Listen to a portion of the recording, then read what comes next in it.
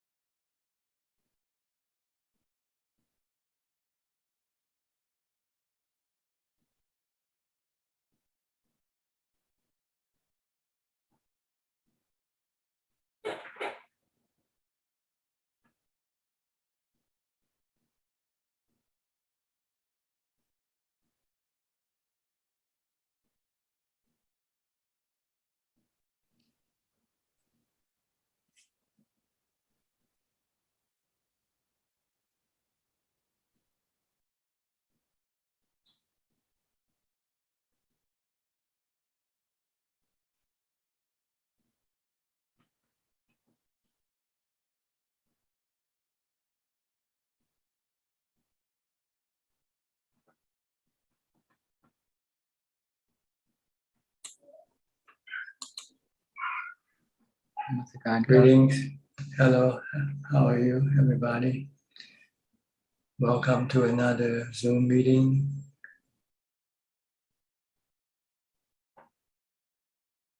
Everybody who's interested can join.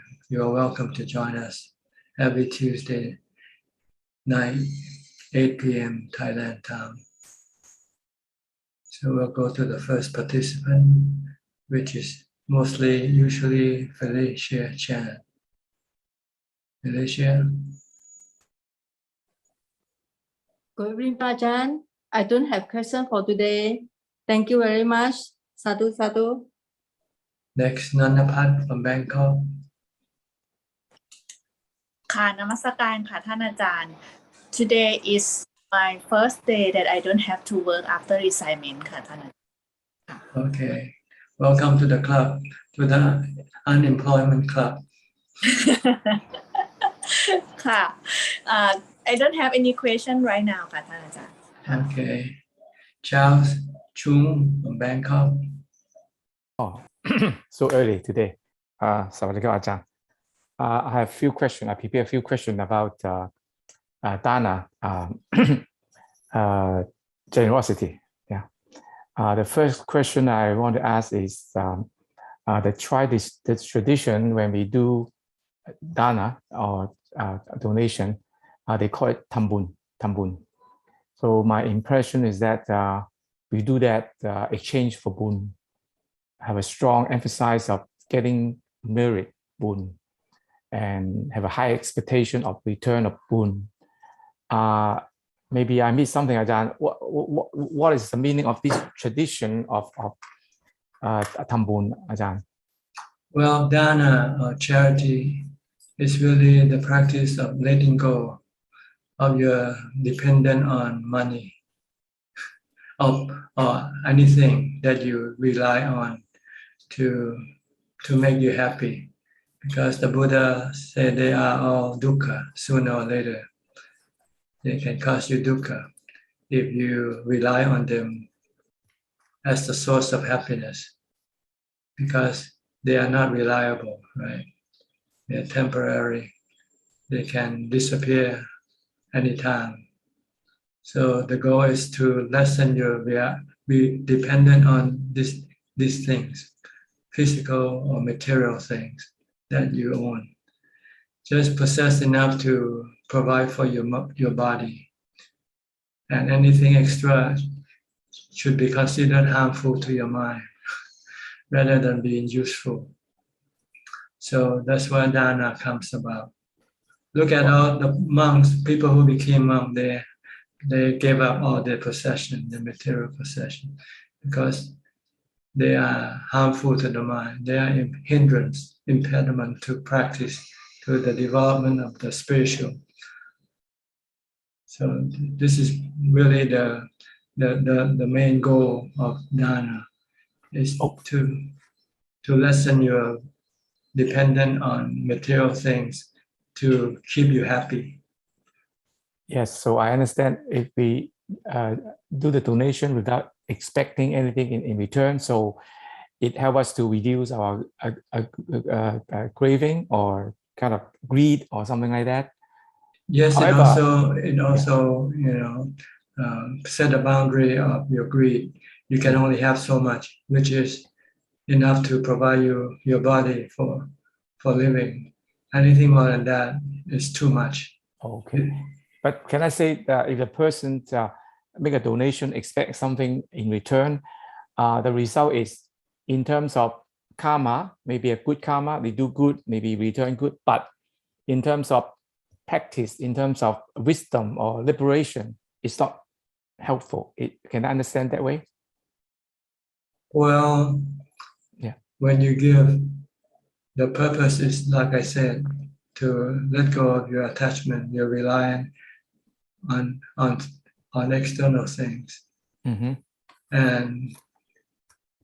But there are also what we call side products that you get from giving. It's a way of showing your metta, your loving kindness toward other people. And in so doing, you are creating a good feeling on people to make them love you and want to protect you. So you usually will be protected by human and non-human, which are the spiritual beings also. And also, it also purify your mind to a higher level, lift it to a higher level. Yeah. Someone who gives have less greed for money, have less selfishness, think less of oneself. So this has the effect on the mind being more lofty. People go to heaven because of dana, plus the keeping of the precept, the 5 precepts. Yeah, precept. Yeah. So you need both. But without precept, you might not be able to go to a higher level, even though you might have made a lot of charity. Yeah. But what you get is you might be born in a lower realm of existence, but on a more what we call more comfortable position. Let me give you an example. We have dogs, beautiful dogs, or beautiful fish that people like to buy and look after them, right? So this might happen if you don't keep the precept, but you do a lot of dana. So like a dog in a temple, I think you are very lucky compared to a dog on the street. Like that. Yeah, something like that. This is the result of your dana. What you give will assist you in terms of the living condition of your next birth. But one question is, does it really contribute anything or any help in terms of on the path, like Sudapan, and Yes. people doing that, it help or not? Yes, it gives you more time to practice because you don't have to work too hard. You know, if you don't set a boundary of your income, your greed will keep multiplying. If you make 1 million, then you want to make 2 million, and so forth. Okay, logical. Another question is, some people make a dana donation and they just forget it. Okay, I don't expect anything. I just do it and forget it. And there are some recommendation. Actually, I come to my personal experience as well. Some of them monk or something that you need to remember what you did good sometime, so you will feel happy. So it will force you to think about what the dana you did in the past, right? That do you think it's not logical? necessary? Not necessary. Not make sense because the act of giving already produce good feeling in your mind already. No need to recall and use that experience to make us happy again. No need. No need at all. Okay, I should not. I think that otherwise become attachment. It increases your total good feeling in the mind already automatically. You're putting more good feeling in your mind, and you're getting rid more of the bad feeling at the same time. Oh, another question about dana is that when somebody do a good dana, maybe a major one, and then not really share with the spiritual world, is it a Well, you have problem? to see sharing of the dana, Yeah. the merit that we make to the spiritual being is very minimal. Oh, minimal. Yeah, it's like water left on the glass when you pour all the water out of the glass. Oh, You still have some drops of water left in the glass, and that's what you share with the spiritual beings. oh, okay. But actually, I have experienced 15 years ago. I'm not Buddhist. I stay a few days in a temple, and because I see the temple, have some requirement, I make a donation to renovate the place, something like that. And I'm not Buddhist at all. And one night, the ghost contact me, and it's very unusual experience. Right? So next day, I talked to Long Po, saying that, the man, she very unhappy that you do some good thing, you don't share. So I don't know anything about Buddhism at that time. I just rushed back to the room. I said, everything I do, I share with you. That's my thing. Do I need to share anything? But I don't share when I do donation here, donation there, particularly not in a temple, right? If you don't dedicate or share, the spiritual being cannot receive them. See? Yeah. So sometimes I feel, do we need? But anyway, when I go to meditation center, I must do that. At the end of the 7 day, 10 days, I usually just say, whatever my miracle making in these 10 days, I share with you like that. So working quite well. Sometimes remind me not to sharing of marriage is like giving the leftover food to stray dogs. Okay, it's not that serious, but okay. So if I forget, it doesn't matter that much, right? So it's it matters with the stray dogs. Oh, okay. There are many, running grows everywhere, actually. Yeah. And then what else about this is Ajahn, thank you very much for clarify. This is very, very important. Particularly, I'm interested to this when I observe people doing donation. They expect something in return, like recognition, that's taking defilement. That's defilement. So I'm thinking you may get a good karma, maybe get some return, but it doesn't help at all for our practice. Our practice is to no attachment, to renunciate. Yeah. So renunciate. I think so. Even recognition is something you want to renunciate also. So for the petitioner, we should not expect anything. But for the normal people, maybe we understand that they may need some recognition, right? Because they don't understand what the purpose of donations. But they are Christian or some no religion, something like that. So we cannot really tell them. No. Yeah.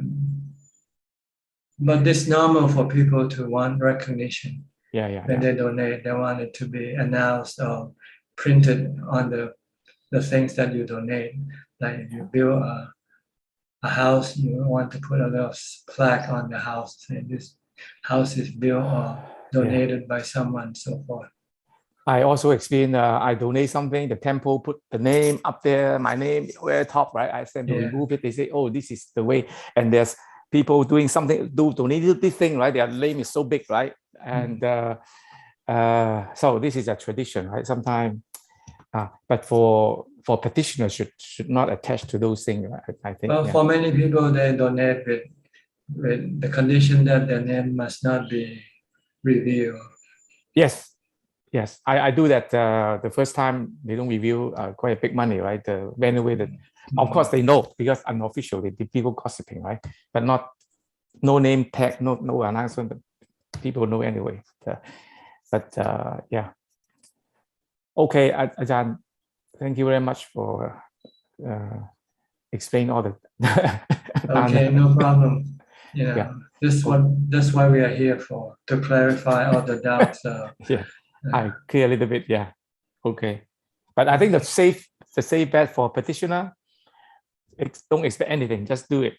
That's the safe approach. The goal of practitioner is to renunciate everything, not to rely on anything.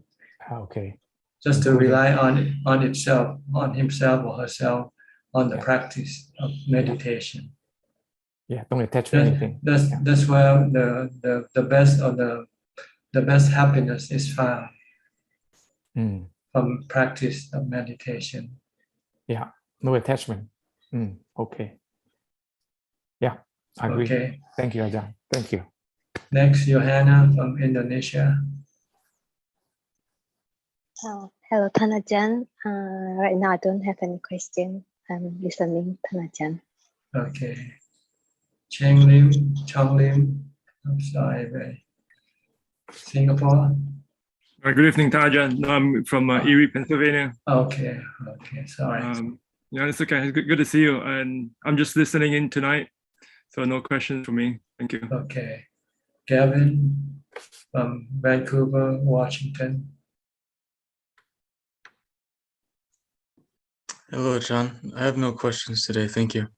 You've been absent for a few sessions. Yeah, I had to return to work full time, and I've been a little busy with organizing. And it's a bit early for you too, right? Now it's about what, 5 o'clock? Right. Yes, it's early. Okay. All right. Anyway, good to see you. Your To see dad you is still okay. He Oh. was bitten by a dog, so he had to go and Oh. take the shot. Oh, for rabies? Rabies. We have a lot of stray dogs in the temple. People just, when they don't want dogs, they just drop in the temples, and then they know that the temple has some food to feed them, but they are not, they're not trained or disciplined, so they can sometimes just bite at people because maybe they were afraid or something. I see. So we had lots of people being bitten by stray dogs in the temple, and they blame the temple for not looking after the dogs. I didn't know that. They don't blame the people who drop the dogs into the temple and put the burden on the temple of feeding them. I was wondering where all the dogs came from, but Yeah, when people sometimes they especially if they have a newborn dogs, baby puppies, they could drop the whole family together because they could not afford to feed them. I see. But anyway, this is just a side story. Thank you for sharing. Okay. Next, Rebecca Alfredo from Brazil, Sao Paulo, Rio de Janeiro. Which one? São Paulo, Bante. Sao Paulo. Okay. Rio de Janeiro is very many beaches. Many beaches. Sao Paulo is more business, for business center. Yes, São Paulo is for business center. Like New York. Like New York. Yes. São Paulo is Manhattan. Big buildings. Yeah, big buildings. Yes, but now I live in forest. In forest. How far away from 40 kilometers from the city? 40 kilometers, yes. Near Kutia. Yeah. And have Temple Zulai, Mahayana Temple. They have a Buddhist Tibetan temple. Old Shaolin have Chinese temple there, Temple Zulai. Ajahn Chah's temple also, right? Just start temple? No. In Brazil, not have. I thought one of the disciples of Ajahn Chah have started a temple there. No, in Brazil? Yeah. No. Brazil only forest. In Minas now with Ajahn Mudito is only a training for practitioner, but not have Ajahn Mudito's Sangha in Brazil. I don't know. Perhaps I don't know. Ajahn Mudito still have monastery in Brazil, doesn't he? Yes, he's trying to buy. He's trying to adopt a temple in Brazil. Not yet. He's new. Uh-huh. No, more or less. Has 10 houses, 10 kutis. 10 kutis. Okay. And he has a big temple. I don't know more details because I fast a Mudito. A Mudito for me is bad teacher, bad experience for teacher. Okay. I have good teachers in Dhamma. You is good teacher. Ricardo Sasaki from the first Theravada teachers in Brazil, né? He follow Ajahn Buddhadasa. Okay. Good. Ajahn Santikaro. Yesterday I made a email to Ajahn Santikaro. Ajahn Santikaro is American Buddhist, né? He's adjutant of Buddhadasa for 20 years. And now he is living in America, and he teachings Buddhism for other peoples. He teachings courses of Anapanasati and etc. For he is not more a monk. He is not more a monk. He is a monk for 20 years. Okay. And other peoples. Theravada is few in Brazil, né, Bante? Yeah. Theravada is a different Buddhism. Theravada is Upeka. Yeah. Upeka is for no have in eyes. No have. Like you. Yes. I tried. I am a simple. I am a practitioner, Bante. Okay. Good. Oh, Bante, the fear of the war is very important, Bante. Very peoples are dying. You have to look at the big picture. Everybody dies sooner or later. For every birth there is a death following. Look at the big picture, and then you can accept everything. Yeah. Yes, I like. I am a practitioner of Upeka. I'm not. Yeah. What can you do? What can you do? Can you stop the war? No, I don't do anything. I don't do anything. Let them fight. When they get tired, they'll stop. Yes, he have her life to take her, né? Yeah. Russians and other peoples and Americans, he have her life to take, né? To take care. If everybody followed the Buddha's teaching, there would be no war. The Buddha said, metta, loving kindness. Yes.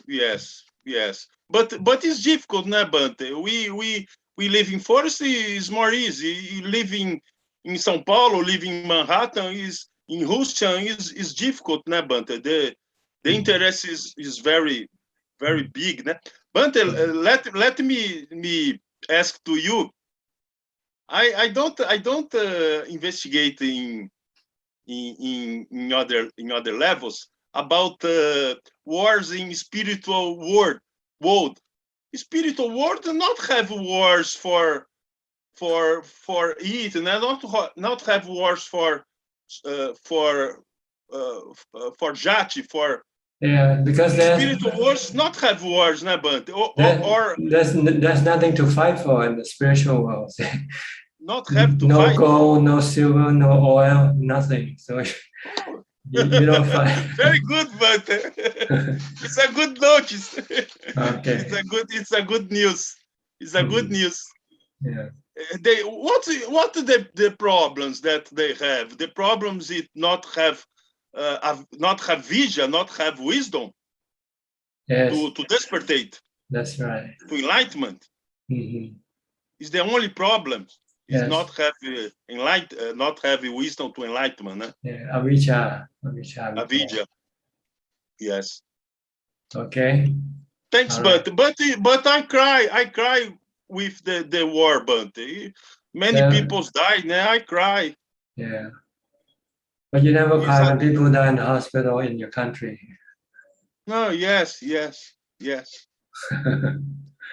There are people dying every day in your country. You never cry. Yes. Yes. Yes, Bante. Okay. All right. So cry. You should cry for everybody because there are people dying every day. Yes. Yes. So you don't have ubeka. You only have ubeka in names, but not in real life. Yes. Yes. If you have ubeka, if you have ubeka, then you don't cry. Yes. Yes. Yes. Yes.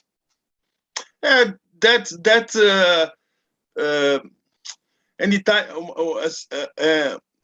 one time I was walking with a bhikkhu, and American bhikkhu, very, very good bhikkhu. And I asked to you, Bante, you're not suffering about other peoples in the world? And he looked to me and not talk nothing, né, Bante? It's difficult, né, Bante? The suffering of the world is very rude, né? The suffering of the world is very huge. Look at all the chicken and all the cows and pigs that are killed every day. Yes. For you, killed for you. Thousand. Millions. If you look for the whole world. Yes. So this is what the Buddha said. Birth is suffering. When there is birth, then there will be aging, sickness, and death. Yes. So stop birth by practicing meditation. No spiritual word, Bante. No spiritual word. Yeah. Enlightenment. Yeah. Arahant, Bante. Okay. My goal. Okay, very good. I'll go to Belinda now. Okay, Belinda from Singapore. Good days for you.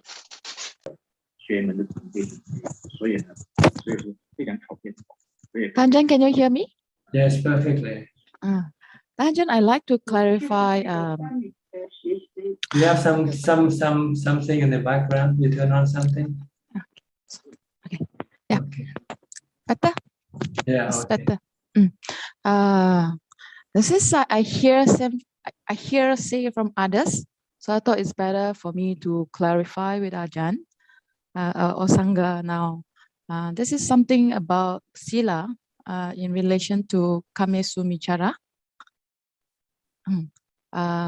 So when I was young, I was told that as long as you are not married, then another person would have a chance to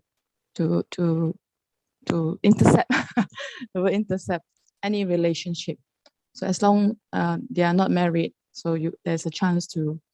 So once you are married, then you do not be the third party.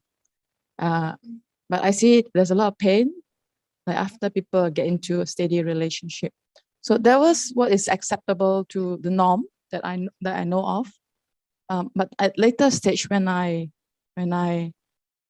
get to know Buddhism, there's a Dhamma brother said, once a person in a relationship, it's like a steady relationship, although not married, you shouldn't get close to the person. And then he said that it's actually told by the Sangha. So I'm not sure. There are many versions that people are telling different versions. So my take is that I think as long as it's better not to, once the person is attached, whether married or not, it's better to stay away.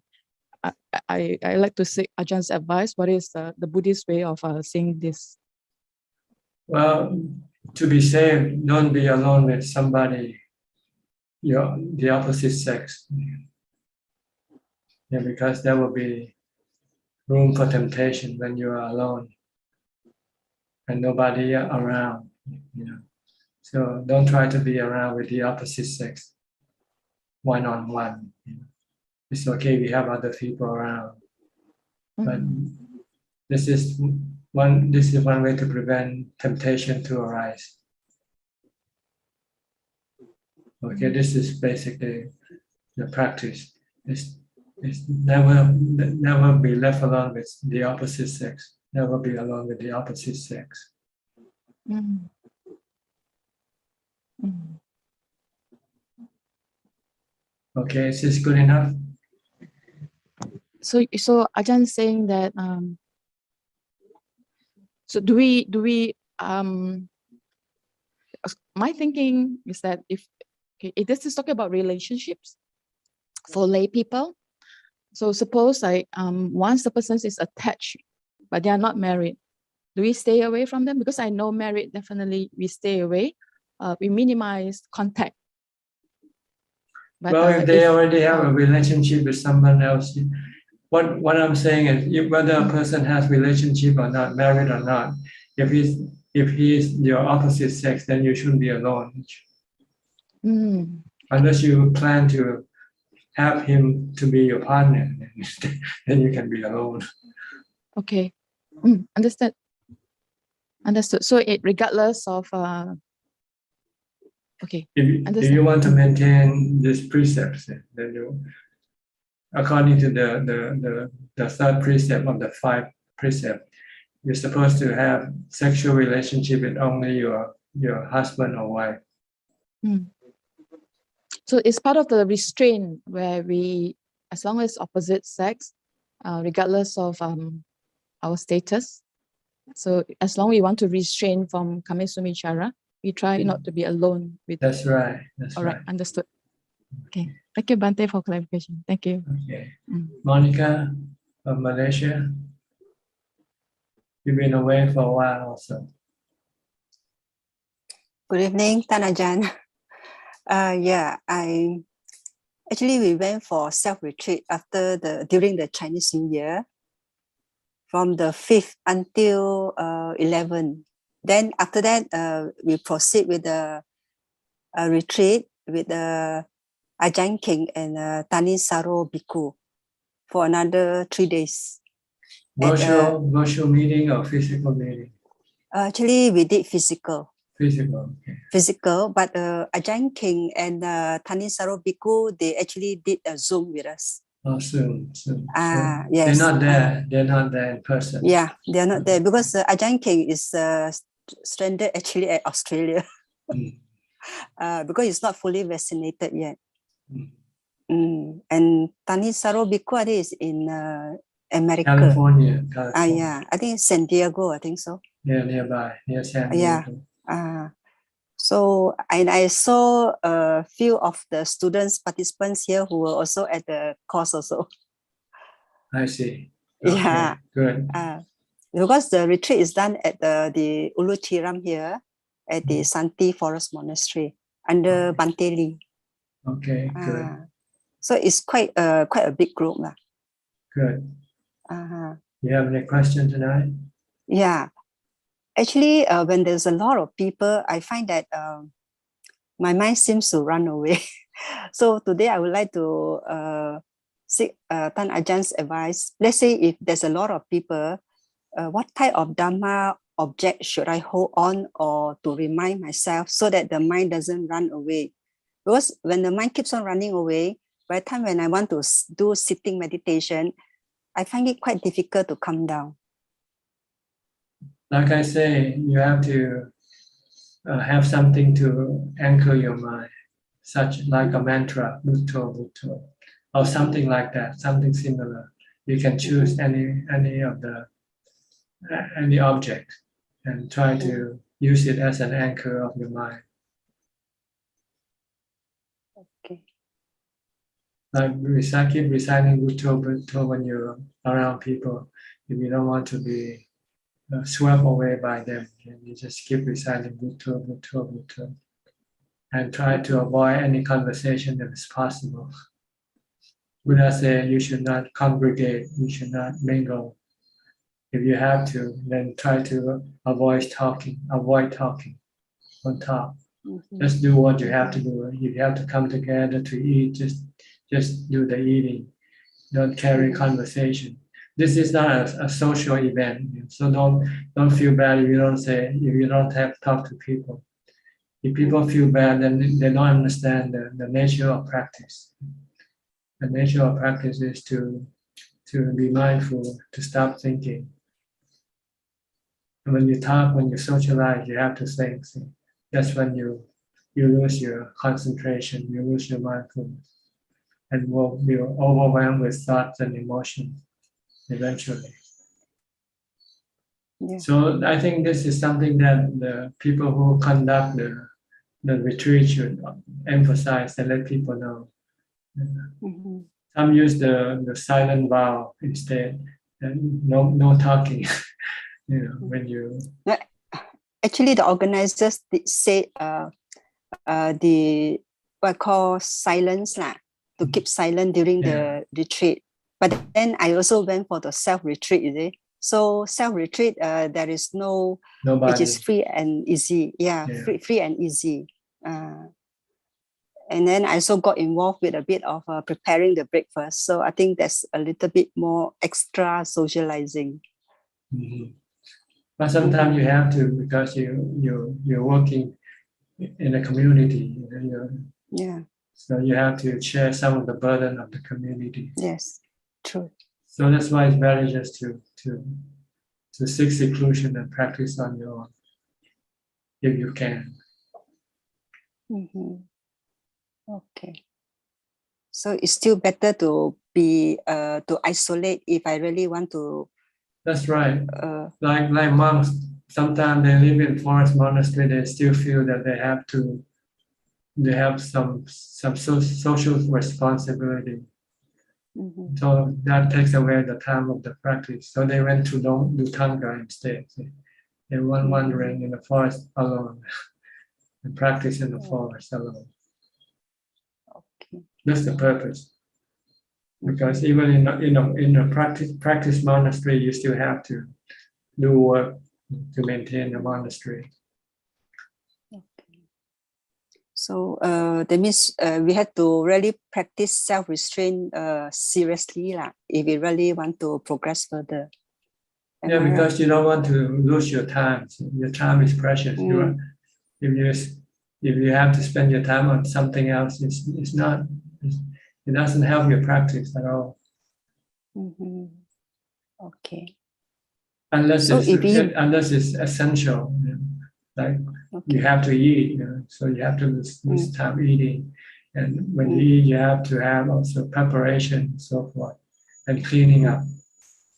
So you eat only once a day. So that reduces the amount of work that you have to do. If you eat 2 or 3 meals a day, then you have to do preparation and cleaning up 3 times instead of 1. Mm-hmm. So that means during monastery work, we still try to reduce conversations. Am I right? Yeah, you should not talk at all if it's possible. When we come down to do our work, we don't talk. We just concentrate on the work that we do, unless there's something really, very emergency or something that you have to say, look out, there's a snake behind you or something like that, Okay. Otherwise you don't chat, you don't go, how are you, what's going on? You don't do that. Okay. So I think it's my own fault. I have to train my mind not to be so busybody. Your mind like to think, and when it thinks, it wants to let your thought come out through your mouth. Mm-hmm. Yeah. Okay. Is there any way to stop this other than just a mantra? Well, just what if you have to talk? You can put a plaster on your mouth. Is there any way that we can remind the mind that its time is so precious, it's so urgent? Is there anything like that? Well, mindfulness. You have to remind yourself constantly. That's all. Okay. Don't talk. Don't think. Mm-hmm. So let's say, like for monks, when they don't talk, actually, do they have anything that tell them, not to talk?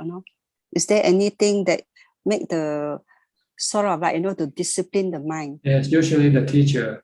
The teacher will be be reminding, don't talk. Somebody talk. Okay. The teacher will then Alright. scold, not just remind, just really. Okay. Then you become very scared. Next time you don't want to talk because you can be scolded. You can be scolded. Okay. So I must this is become my own head. This is a good reason to have a really strict teacher. Strict teacher will, try to run a ship shape, tight ship. Everything has to be, according to the rules. Okay. Maybe I try to become my own teacher first at the moment. That's the best if you can. I'll try. But if you cannot teach or discipline yourself, then you have to go to find a teacher who can do it for you. Okay. All right. Thank you, Tanajan. All right. Next, Adeline and Philip from Malaysia. Good evening, Tanajan. I actually have a question regarding last Sunday. It's just more of a clarification. I think one of the questions came in with regards to someone saying, while I'm meditating, can I use beats to count? And you say that it's better for you to count the mantra or the breath in your mind. If it's that so, how do you do it, and is it prescribed? Because I know that some teachers do not encourage but teach the students, at the initial stage when you are doing meditation, to count your breath. So how is it done, or when should you do it?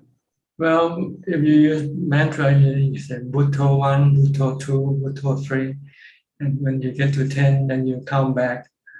Bhutto 9, Bhutto 8, until you get to 0, then you start Bhutto 1 again, back and forth. Same thing with breath. Breathing in, you count 1, breathing out, you count 2. Okay. So it keep goes your up. mind more busy. Okay. Because if you're just watching your breath, you might have start coming in and take away your concentration. Okay. So that method can be practiced if needed. At the start of the practice, but ideally it's not to count, it's just to use the mantra alone or just to watch the breath alone. But if you cannot do that yet because your mind keep running away, then you want to add extra burden on your mindfulness. You have to be mindful of your count, and you also have to be mindful of your mantra at the same time. But after a while, when your mind stop running away, then you can then switch back to just mantra alone, or just watching the breath alone. It's like when you're beginning, sometimes you use chanting instead first. Chant until you feel your mind is more or less settled, not running away. Then you can focus on your breathing or on your mantra. So this is something you have to try. For each different people, different person might works differently. So there's no fixed formula for everybody.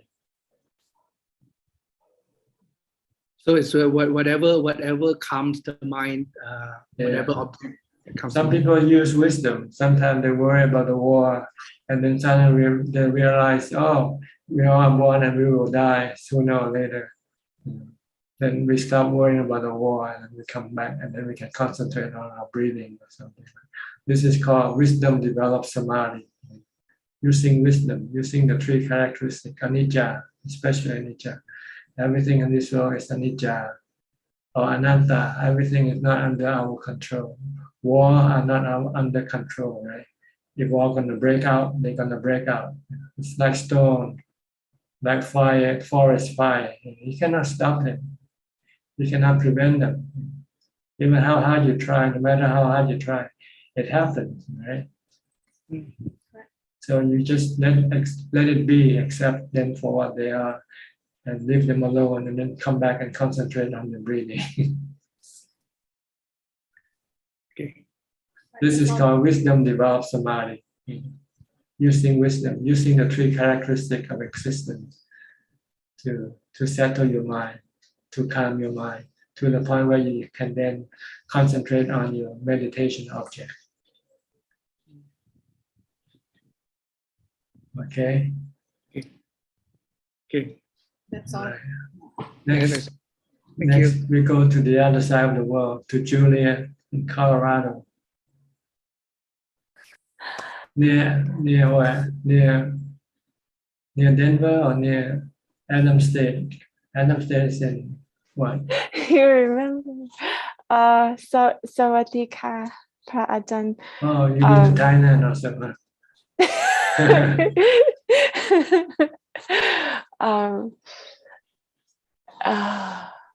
I don't know what to ask. I'm so thankful, so thankful for the teachings. You still in the same place where you were last time? Yeah, I have 31 more days, and then I have to figure out what to do. Can you extend it if you wanted? You know, that depends. There's another yogi coming in April, but last time he delayed. So I don't know, maybe, yeah, we'll see. Yeah. I feel like in the practice, there's access to peace, but then my mind, sometimes it likes to dwell in like a very big sort of space.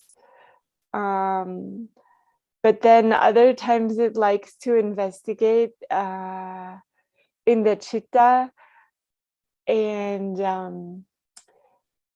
there's like a curiosity, like how do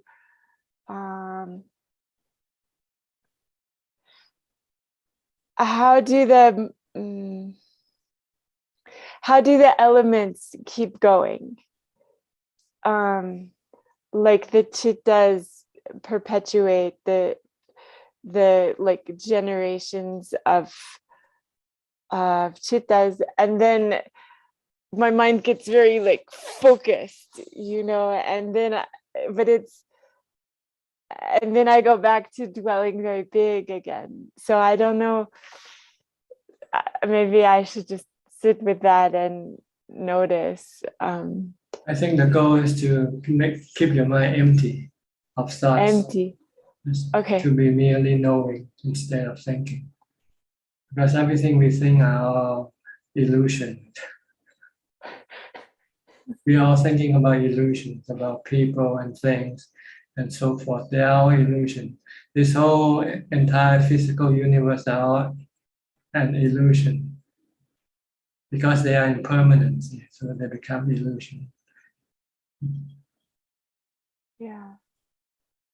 So it's a waste of time to dwell your thought on illusion. They are not real. The only real is emptiness. You should dwell your mind on emptiness because it's always there. It's not impermanent, and it's permanent. Okay.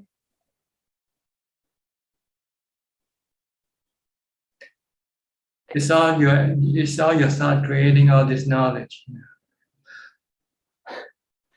and deceive you, make you think that they are so and so, and so forth. Okay. But when you really look at them, they're just an interpretation of the natural world, which is an impermanent world. So it's an illusion. It's like a dream. Everything that we feel or see or touch, they're not real. So what is my duty then? To not be attached to them, be attracted by them. Just if you have to exist with them, just merely exist with them. Understand them that they are not real.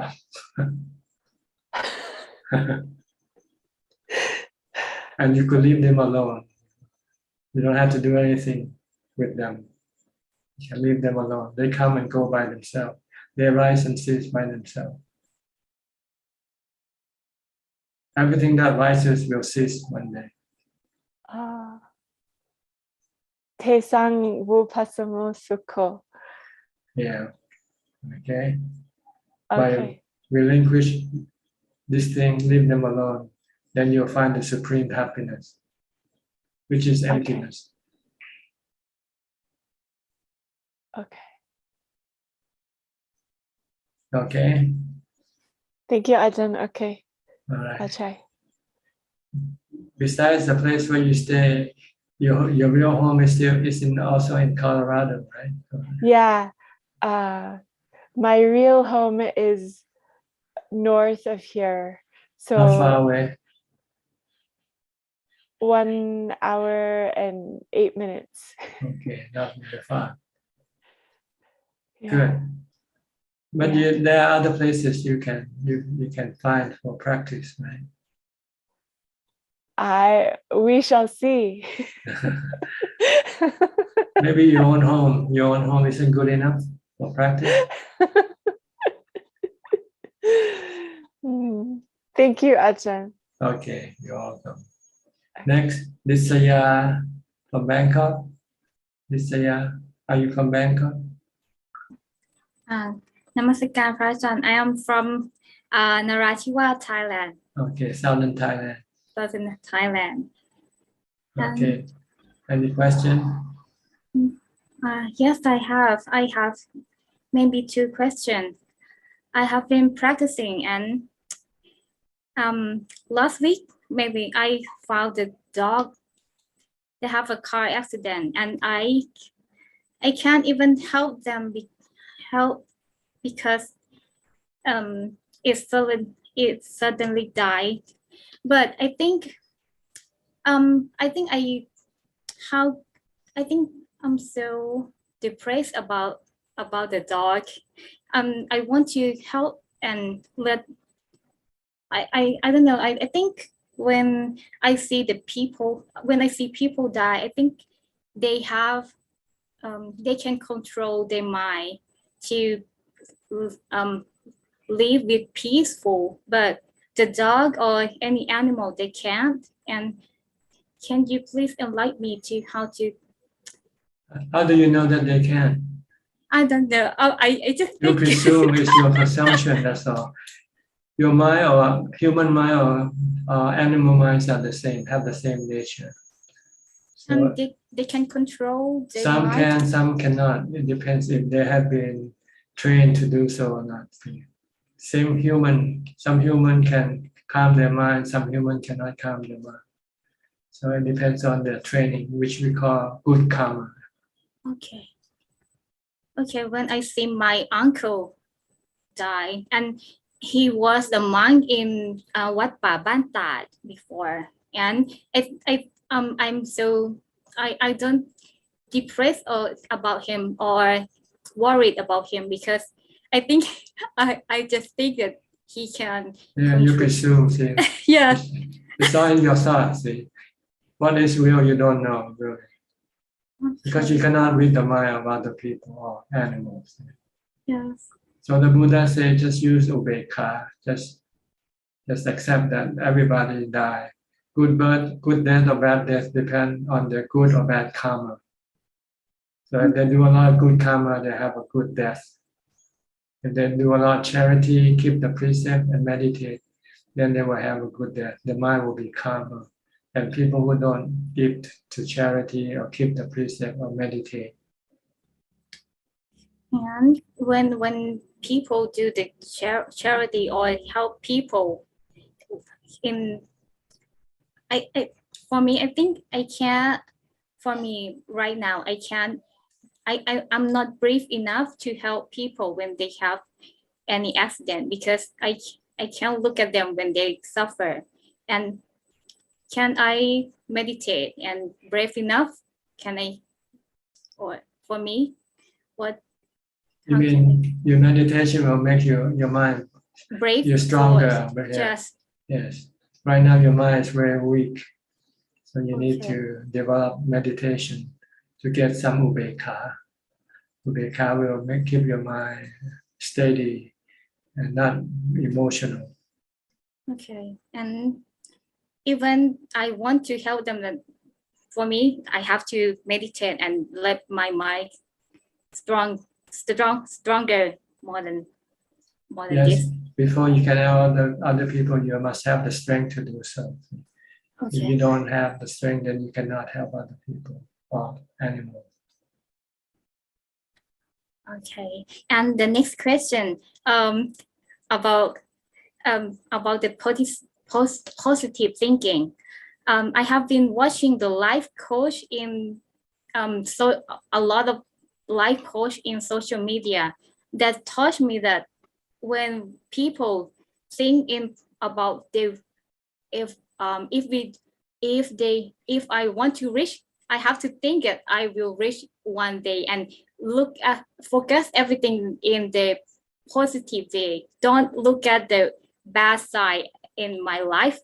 But I think it's not balanced, or it's not related to the Buddhism. Yes, Buddhism teaches us to look at the reality of life. And the Buddha said everything is impermanent. Everything is anicca. Life is anicca. And if we accept, even if you succeed and you get rich, you die anyway. So what happens when you die? All your richness disappear anyway. okay, and if I accept all of the impermanent, I will be. You will give up all your possession and become a nun. Because it will make you have happiness and you have no suffering. Because right now you suffer because you worry about your possession, right? Am I going to have this with me all the time? Will I lose it one day or not? I will be happier than focusing just the positive side or for positive thinking, right? For the focus on the real side. The real side. Okay. Real is everything is not reliable. Everything you have is not reliable. You don't know when you're gonna lose it. Okay. So if you prepare your mind for this, when you lose it, you will not feel bad. But if you're not prepared for losing, when you lose, you feel very bad. Okay, I got it. Thank you so much. The goal of Buddhism is not to get rich or to be famous. The goal of Buddhism is to get rid of suffering in your mind, dukkha from your mind. Because dukkha is very, very dangerous to the mind. And it can destroy all the happiness that you get from your riches or your fame. Even the richest man in the world will still cry, you suffer. But the poorest man in the world, like a Buddha, are always happy. The Buddha and his noble disciple, they are the poor people. They are real poor. They don't have any possession except their bow and their robes. But they're always happy because they have nothing to worry about. When you have, then you worry about what you have, right? Yes. If you don't have, then you don't worry about it. If you have a husband, you'll worry about your husband. If you have children, you'll worry about your children. But if you don't have anything, then what is there to worry about? Your body, even your body, you have to also relinquish. Say, this is not my body. This body belongs to nature. I only borrow it from nature. One day I have to return it to nature. Then you won't have any dukkha, no suffering. Okay. Okay. Okay. Thank you so much, Phrasuchart. Okay. Thank you for coming in. How did you get to know this room? I have been joined the in Thai version, and I see. and today I just try to. Okay, good. You're welcome to join anytime you like, but you only have to speak English. Okay. Okay. Thank you Next, so much. Sarah Ann from Singapore. Namaskar, Long Po. I have many questions, but I think I will just ask the first few first. Regarding Sila, okay, like prostitution is very common these days. And I heard of a person who can see his past life. He was a single guy and he paid for services. And he saw that he actually went to hell for many, many years before he can actually get back into human body. So he really discouraged people from doing this sort of thing. But I don't understand, because it is a business transaction, and it really is the women is willing to do this for money, and the guy is single, he's not harming anybody, he is paying money to help the person for her livelihood. So I don't understand why it is wrong in this way. Well, this is your presumption, see, that you look at it this way. But the man might have a family, and he might just sneak from his family and find no pleasure outside of the home. And then coming back to the home might bring the disease back to the wife. So this is one of the reasons, hygiene for keeping this precept. So no sexual disease can be transmitted. And also the person who doing this business is really not something that he or she wants to do, really, but they are forced to do due to the poverty, maybe, or due to their lack of tenacity to study or to work hard, to do other work. They find that this is an easy work to do. But they can also be subjected to disease, catching disease, and it's more harmful for them. So prostitution is considered not a good practice for humans, because it's imitating animals. And animals don't have a fixed relationship, right? Animal will just have any relationship whenever they feel like having it. So they're really putting their mind on the lower level of existence when you practice prostitution or visiting prostitution. So you're similar to dogs, who will just find any couple, any partner to have sexual intercourse with. We humans are considered higher, more noble, because we can distinguish good and bad, right and wrong for us.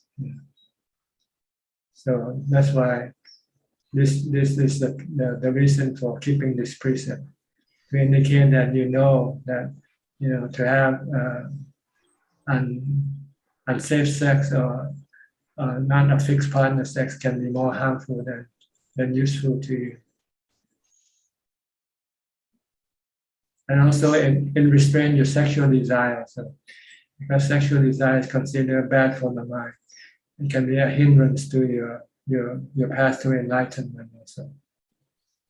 See, people don't understand this thing if they don't look at the goal of Buddhism is to steer the mind toward enlightenment, steer the mind away from this sensual pleasure world, which will keep it coming back, reborn again and again, endlessly. Thank you, Ajahn. Then there's also another, a few of them, they actually says that if you keep the 8 precepts regularly, not eating, no makeup and stuff like that, and they go to heaven for many years, and people they really believe in this, and I understand now that it is, yes, steering the mind free from sensual desires, but just strictly because I want to go to heaven and I just don't want to eat, and I don't see the logic in that, Ajahn. No, you eat, but eat enough just to keep the body going. You don't want to find pleasure from eating. You want to find pleasure from meditation instead, which is much higher, better than the pleasure you get from eating. So you have to give up one to get the other, to get to the other. You cannot have both. If you eat and then when you meditate, you become sleepy if you eat too much. So you eat just enough to provide the body with sustenance to keep it going. And you want pleasure, don't get pleasure from eating, because you will become overweight and you have also medical problems coming. You have obesity, you have heart disease, you have all sort of problem medically. But if you only eat once or twice a day, you probably won't have any of this problem. And also then you will have time to meditate. Then you can find a better type of happiness than happiness from calming the mind.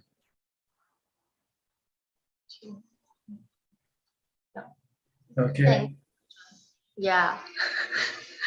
It's quite difficult for me because even though I'm old, I still need a lot of carbohydrate. So when I think you're just an excuse for your desire. Okay. I'm 74 years old. I only eat once a day. So that's not the reason. Okay. It's more an excuse, not the reason. Excuse to eat more. You need more carbohydrate. Look at the weight, how much you weigh. There's a standard weight for your height, right? If you're so tall, you should only weigh so much. If you're overweight, then it means you have too much carbohydrate already. I never overweight. I always just Anyway, the pleasure from eating is not as good as from the pleasure from meditation. You should try meditation, and then you'll find that you've been stupid for a long time. You don't know there's something better existing, waiting for you. Yeah, I understand, Ajahn. You need somebody like the Buddha to tell you. We all need the Buddha, or else we won't be here. We will be going to bars and pubs right now, or drinking, or eating, or watching movies, and doing all sorts of things. I think the samadhi pleasure is so difficult to get that even if I've gotten it already, it is so difficult to get it again. So it's easier to go down. Yeah, walking downhill is a lot easier than climbing up the hill. Right? Yes. Thank you, Ajahn. Okay, you're welcome. Kwan Liman from Malaysia. Good evening, Prajan. Prajan, thank you very much for explaining the knowing elements on Sunday. This is a very precious knowledge. May I ask again, Prajan? So this knowing element will help to stop the craving arises from sanya and sankhara and disconnect the stream of consciousness. So the knowing element is to know the process of the mind as in paticca samuppada. That's the working of the defilements, avijja. When you have avijja directing the mind, then the mind will be directing outward toward the sensual objects. And once you have the teaching of the Buddha, which is the truth of the avijja or Dhamma, then it tells you to meditate instead and bring the stream of consciousness back inside the mind and find happiness inside the mind. rather than finding happiness from the sensual objects. Because sensual objects are temporarily impermanent, and the tools you use, the body, is also temporarily. So sooner or later, you will not be able to continue having sensual pleasure. Then that's when you have depression, you have suffering. But if you can find pleasure for meditation, then you don't need the body. You don't need the sensual objects to keep you happy. Even you're blind or you cannot hear, you can still have happiness from meditation. Okay, thank you, Prajan. Prajan, can I ask another question, please? It's about dana. So last Sunday, I heard Prajan explain that for younger children, even if they do dana, because it's not their own money, so they could not generate merits for themselves. So what if they take out the red packet they receive from Chinese New Year or their birthday? So they take out this money to do a dana. So does this help them to generate their own merits in this way? Yes, if it comes from their own initiation, if they want to do it and want to sacrifice the money that they have, then they get the merit. First, it has to be your money, and you have to have the intention of giving away that money. And then you will be generating good feeling, which we call merit.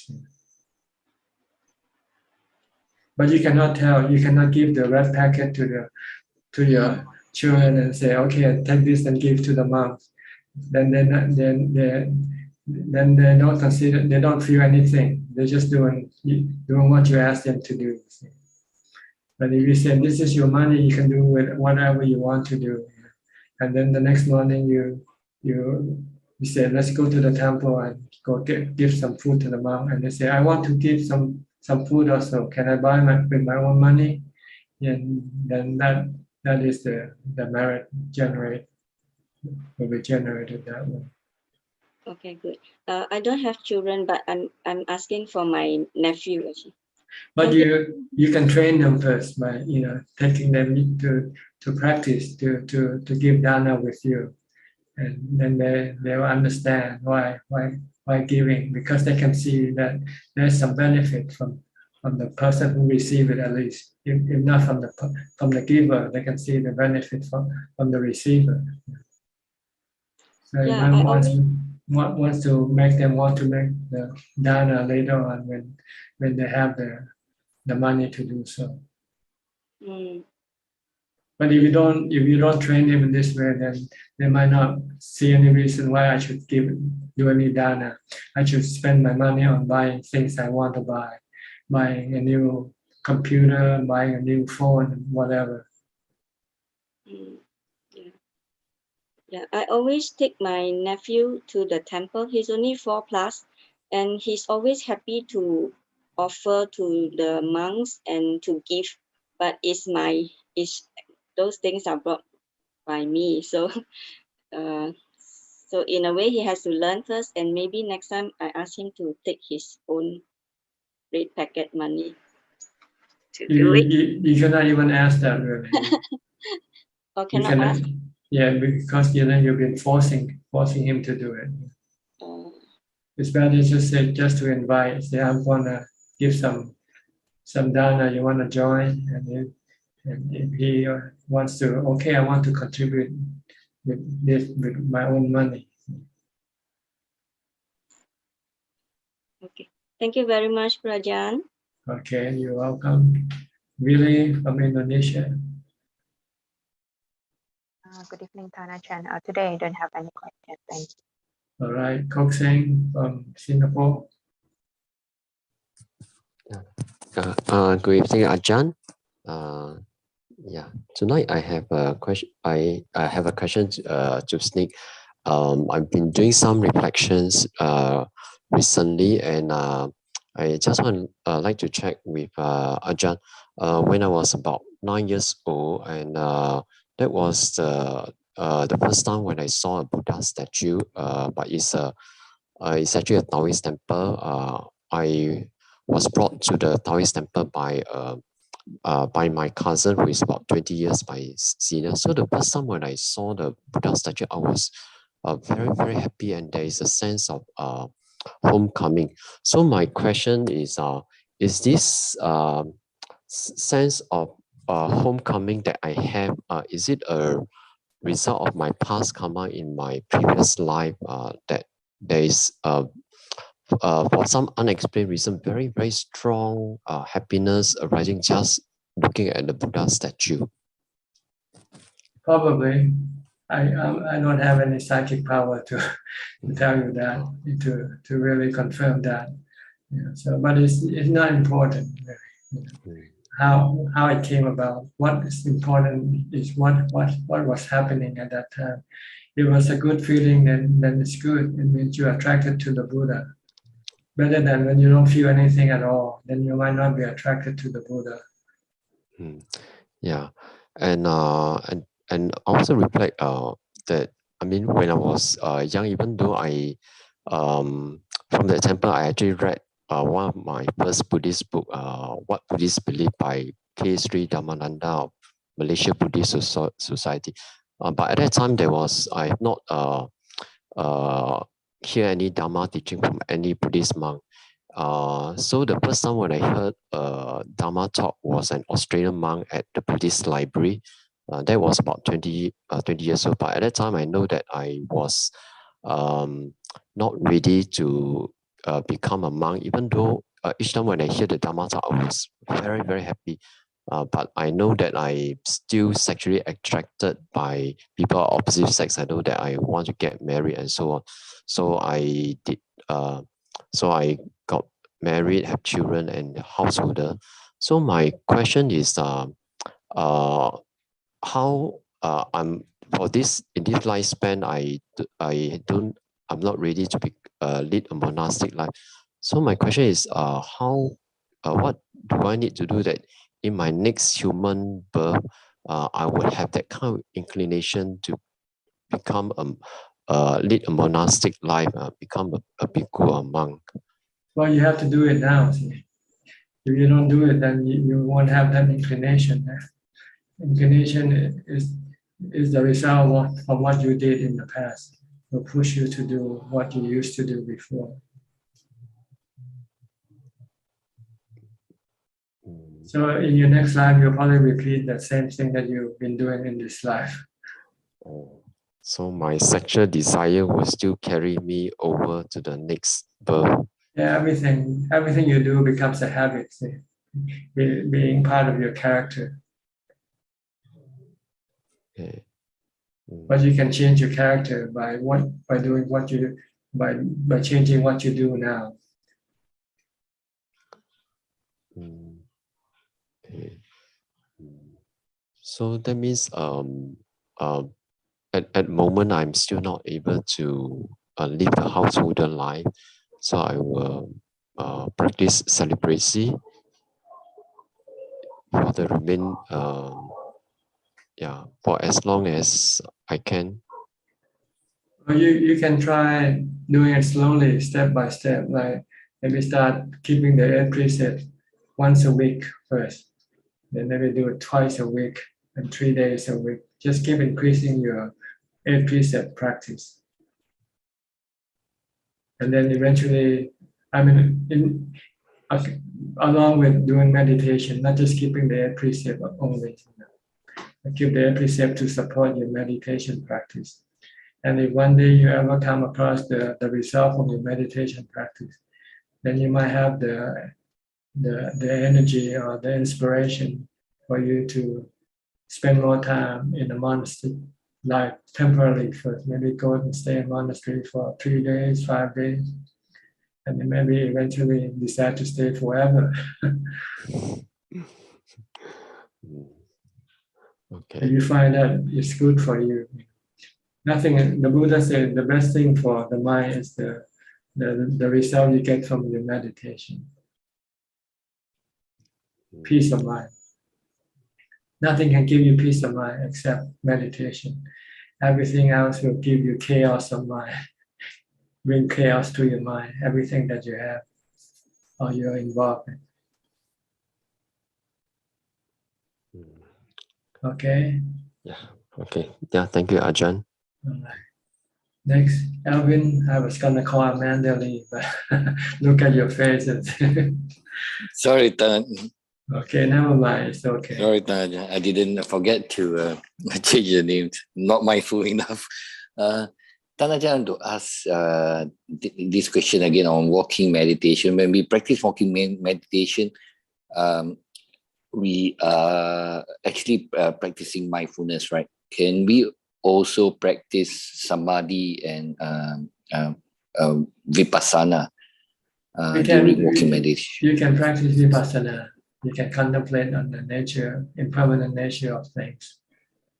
But you cannot do samadhi because your body is still moving. That means your mind is still working. When you enter samadhi, you want to stop both the body and the mind from working. Okay. That's why going back unless you come something suddenly that causes you to stop, like you walk and you come across a tiger or something like that, and then suddenly stop your mind, stop your body at the same time. All right, but in this case, right, Tan Ajahn, see, if I stop and I practice the standing meditation, I can go into samadhi. Yes, if you stand. If you stand, right? Yeah, because then the body becomes still. Okay, so going back to the Philip's question that last Sunday I heard, I also heard somebody asking Tan Ajahn about whether they can count the beats. So that there is a body movement. That's why this is that it's being discouraged, right? You can't go into samadhi with moving your finger and counting the beats, right? That's right. That's right. You can do mindfulness with that, but it will not get you into jhana. Okay, Tan Ajahn. Okay. Thanks. You can do this at the start of your meditation to calm your mind down. If your mind keeps running away, then you can use this beat counting if you like. But after you have done enough and you feel that your mind is calm enough to just sit still and watch your breath, and you stop counting the beat. Okay, Tan Ajahn. Thanks. Okay. Next, Sri and Jack from Vancouver, Canada. Hello, Ajahn. Ajahn. Ajahn, I heard your talk about the 10 ways of making boon. Making merit. Making good feeling, really, that's what it means. 10 ways of making yourself happy. 10 ways of making yourself happy. Oh. Yeah. One, charity, dana. When you give dana, you feel happy, especially to a good cause, like helping someone, makes them have a better life, or help them alleviate their suffering and hardship. It makes you feel good. You feel happy doing that. Second, precept, keeping the precept also will make you happy because you know you're not hurting anybody. Third is bhavana, meditation. Practice meditation will make you happy. Fourth, called the sharing of your merit. After you have made merit from dana, then you can dedicate part of this merit to the deceased, the spiritual beings. Like someone that you love, like your parents. Since you cannot give them money now because they're gone, you can at least give them merits that you have made. So this is the fourth one. I think the fifth one is to appreciate or to what you call anumodana with other people's good practice, good karma. And people who do good things, you should feel good with them, feel joy for their good action. Then you also feel good. Rather than trying to say, oh, this is not, you You're just acting, you're just showing the world. You say, okay, he's very generous, he's very nice, okay, really appreciate what he does. Then you feel happy with the person's actions. This is also the way to make yourself happy. Or when you see some organization like the Red Cross, like right now during the war, Red Cross go and help people. And you say, oh yes, I really appreciate what they do. You feel happy with them. Or even you might want to contribute and help them also by donating money to the Red Cross. This is also another way of making yourself happy. The next one is make yourself happy by being humble. Humble. When you're humble, you don't have to show how big or how good or how rich you are. You're just being humble, and you don't have to prove anything to anybody. And this can make you happy. If you want to prove, oh, I'm great, I'm smart, and if people don't appreciate what you're trying to prove, then instead of being happy, you can get angry. So it's better just to feel humble, to practice humility. And also, it doesn't hurt other people. People don't mind humble people. People don't like arrogant people. People like humble people, because humble people doesn't cause any bad feeling with other people. And I think the next one is to serve others. You might not have money to give, but you have time, you can serve the community, for instance, doing community service, public service, or just helping somebody next door. You see an old lady who might need help, to take her to the hospital or something like that, or help mowing the lawn for her. When you do this is also a way of making yourself happy by doing community service, serving others. That's what it means. And then the next one is to have the right view, have samadhi. Right view is to have the right view of how to make yourself happy by giving dana, by keeping the precept. This is considered having the right view. Some people have the wrong view. They think in order to be happy, they have to buy a new car, buy a new set of robes, buy a new house, buy a yacht, and they're happy for a few days, and then they have to look after what they bought, right? And if anything goes wrong with them, then it can cause them a headache. So if you have the right view, then you won't buy these things. You give money to charity instead, to make you really happy and having no dukkha. Because once you give away the money, that's it, right? But if you buy something, then you have to look after what you buy again. So this is having samadhi, having the right view of how to make yourself happy.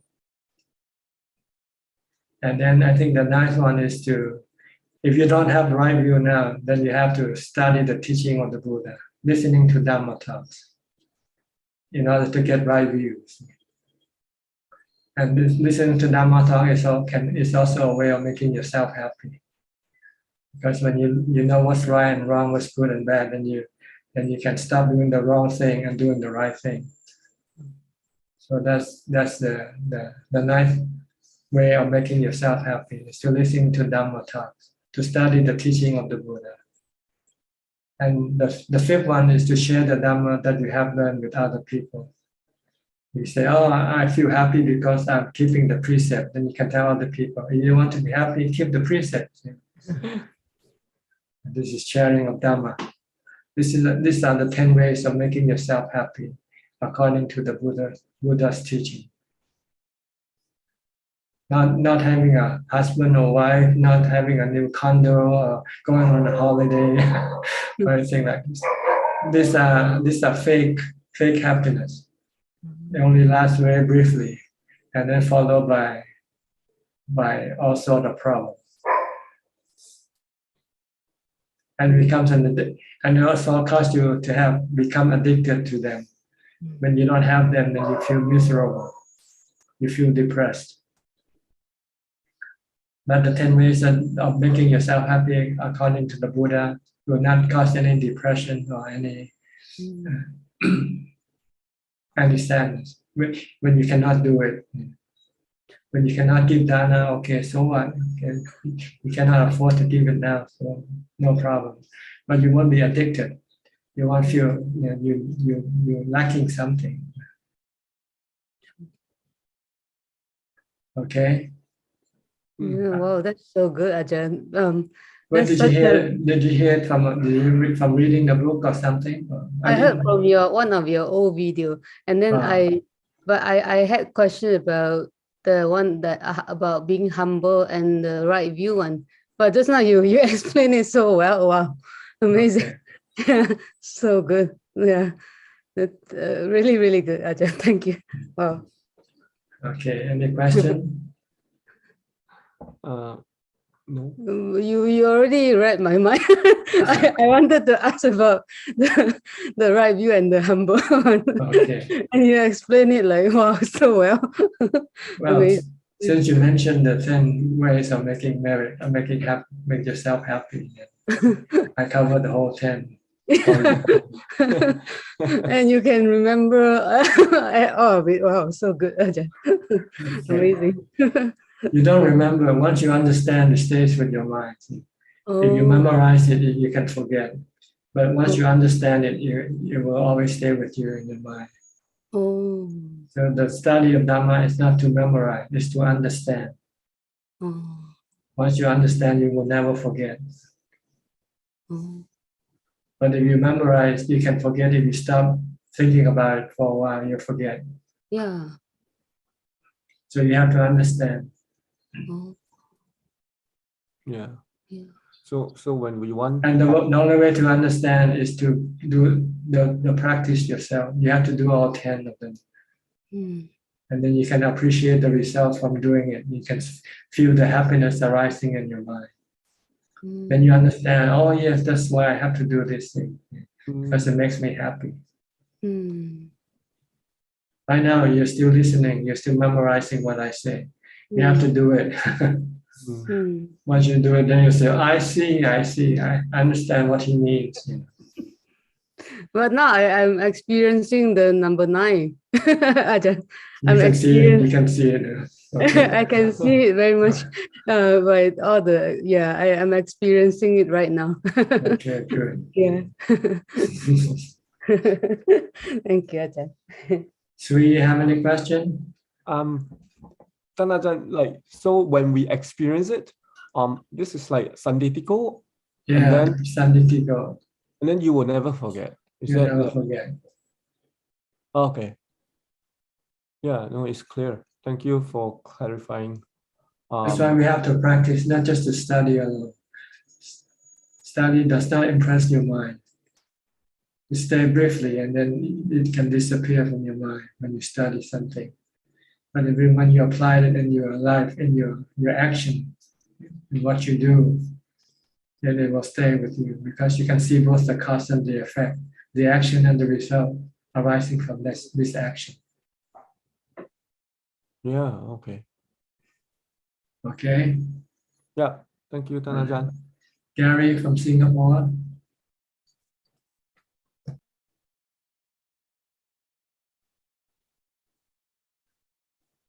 Hello. Yeah. Hello, Tanajan. Can you hear me?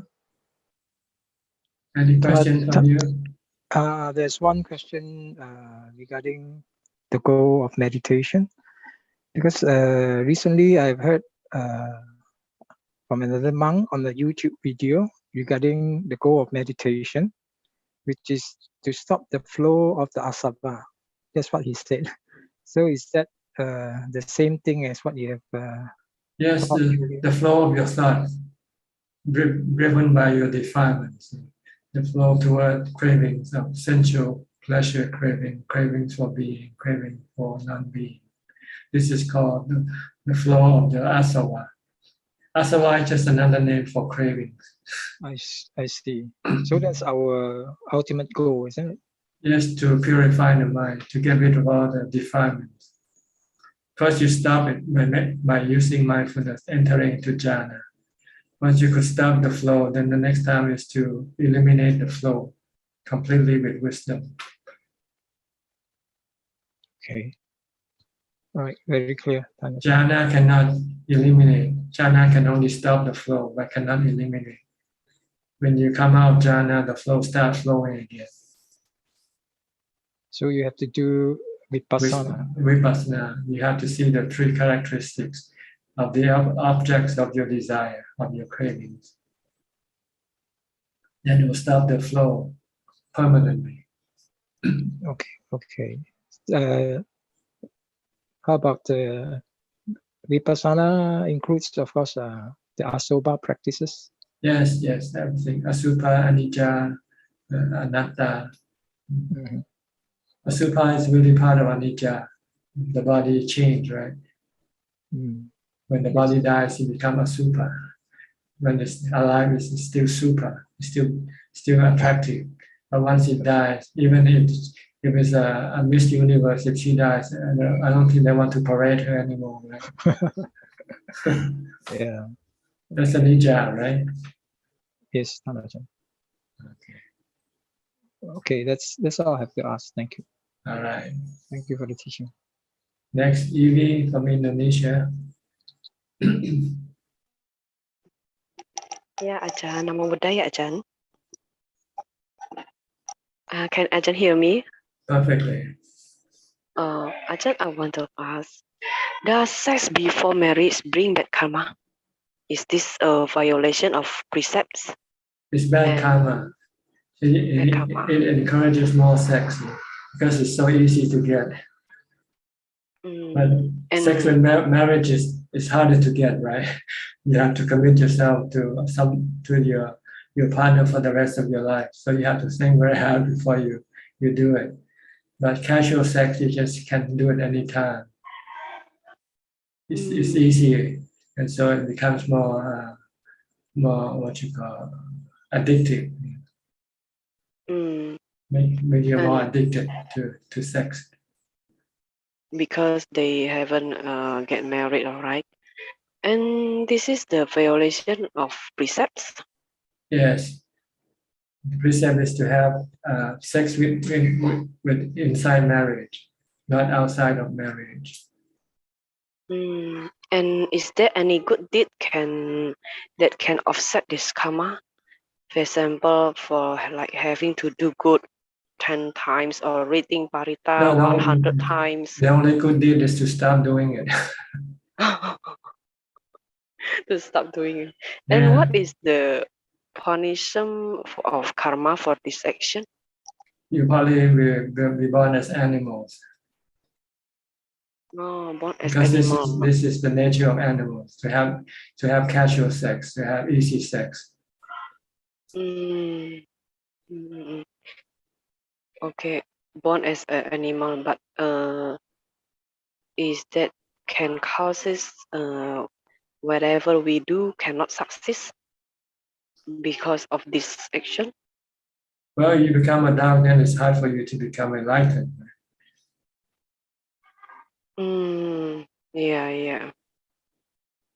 Yeah, maybe. Okay, I want to asking about my meditation. While I was watching the breath, which varied like a long in or out short or a short in or out long, I felt something going down. I focused on the tip of nose, but why it always joined with my chest and descends as it descends into a low valley. This is a good place to hide and rest. I like to be in that lowest valley because when I don't meditate, this slowness is still felt. You should not pay attention to anything. Just keep watching your breath. But when I encounter unpleasant things, I feel safe here because it's a safe place. That's because you watch your breath. If you stop watching, then it will disappear. So keep watching your breath. Just keep watching breath, and everything will automatically Be calm. better, be calmer and better. Yeah. Sometimes when I watching the breath, like I'm not telling that I am deaf, but like my ears cannot hearing maybe. Doesn't matter. You don't want to hear anyway. You don't want to hear anything. You just want to watch your breath. That's all you want to do. Ignore anything. Don't pay attention to anything else. Yeah. Leave everything alone. And why people wait? That is one of our family. He said when he meditate, he cannot hear anything. That's like his this. business. Don't worry about him. Worry about you. Oh, so I feel wow. How it can be? I have Wasting your time. yeah. Wasting your time. Come back to your Wasting my breath. time. Yeah, a little curious. Why can it be happen? Cannot hear anything 100%. So people playing, children playing in that place, he cannot hear.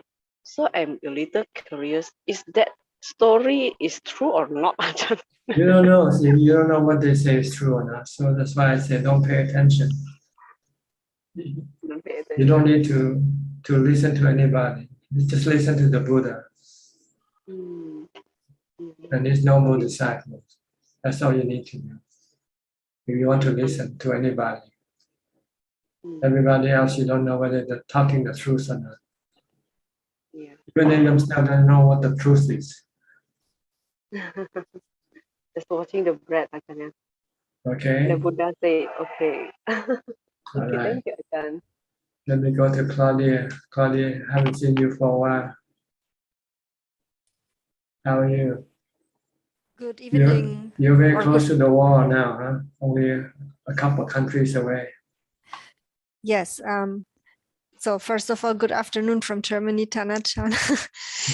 Yes, we are not too far away from the war, and I feel very grateful for your words you spoke today before, because of course I'm also scared, and listening to Dhamma helps me to become a little more calm, because war is about, from where we live, about 1,100 kilometers. And we had been in Berlin this weekend, and from Berlin it was only 700 kilometers. We expect many refugees. So after this conference, I will go and spend money for Dana, for the refugees who are expected to come here to Fürth, and to give them what they need. Good. This is the time to do Dana. Yeah, it is a time to do Dana. And this week we have vacation, so I work at a school as a special needs teaching assistant, and we have a girl from the Ukraine, and it's just heartbreaking. She has relations, she has family in the Ukraine, and it's just heartbreaking to experience, and I'm so glad that I'm connected with Dhamma. It helps me. Yeah, we just have to accept the truth, right? There are things that we cannot do anything about. Yeah. Even our own life is not, we cannot do anything about. If it's time for it to die, you cannot stop it from dying either. Yeah. Yeah. But if you accept it, then your mind will not have any fear or have any suffering. Yeah. Yeah. It's a good, it's a good Dhamma, so it's a good contemplation. Death is, it reminds us that we eventually all will have to die also. Yeah. Yeah. So what I know for sure is that I don't want to survive a nuclear war. So I rather die. You cannot choose though, that's the problem. See? Yeah, I know. I know. Yeah, and it's also helpful that I still do the precision work. So I also translated your book, but now I do the precision work. I'm halfway done with the precision work. So this all helps me to keep as much calm as possible under the circumstances. Yeah, try to stay calm. That's the only way we can do. That's the only thing we can do, stay calm. Yeah. Once we are calm, then nothing can hurt us. Yeah. Okay, the body is not us. Yeah. The body is our servant. Yeah. Okay. Yeah. And we cannot protect our body all the time. Yeah. And we can protect our mind all the time with Dhamma, with mindfulness and wisdom. Yeah. So try to keep being mindful and keep thinking about the three characteristics of existence. Yeah. Okay. You have any question tonight? No, no, it's good to listen to your teachings, and I'm grateful that I'm here. Thank you. How is your translation? How much have you done so far? Yeah, so I translated the book already, but I do the precision work now. So I do the precision work. This means I correct the translation. I correct it. Okay. And when I'm finished, I will send it to Kenneth to Switzerland, and he will proofread it. Okay, very good. He speaks German also. He reads Yes. German. Okay, Yes. good. Yes. And he's a professor, so Yeah. good. Yeah. And after Kenneth did the proofreading, and if Kenneth agrees, we will publish it on internet. Good. Okay. And we can, I can also post it on the Facebook page for people to download. Yes. Thank you. Yeah. All right. It's good work. It's Dana. So this is another type of Dana, the giving up Dhamma. Yeah. And it helps me. Makes you happy also. Yes. Give you insight, give you right view. Yeah. You understand better. Yeah. That's the truth. Yeah. Okay. Nice to see you after a long absence.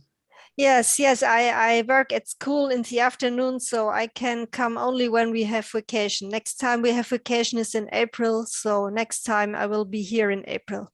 Okay, we'll see you then. Yeah, see you in April. Thank you. Okay. Next, where are you from?คุณหมอ Dr.V. Let's see.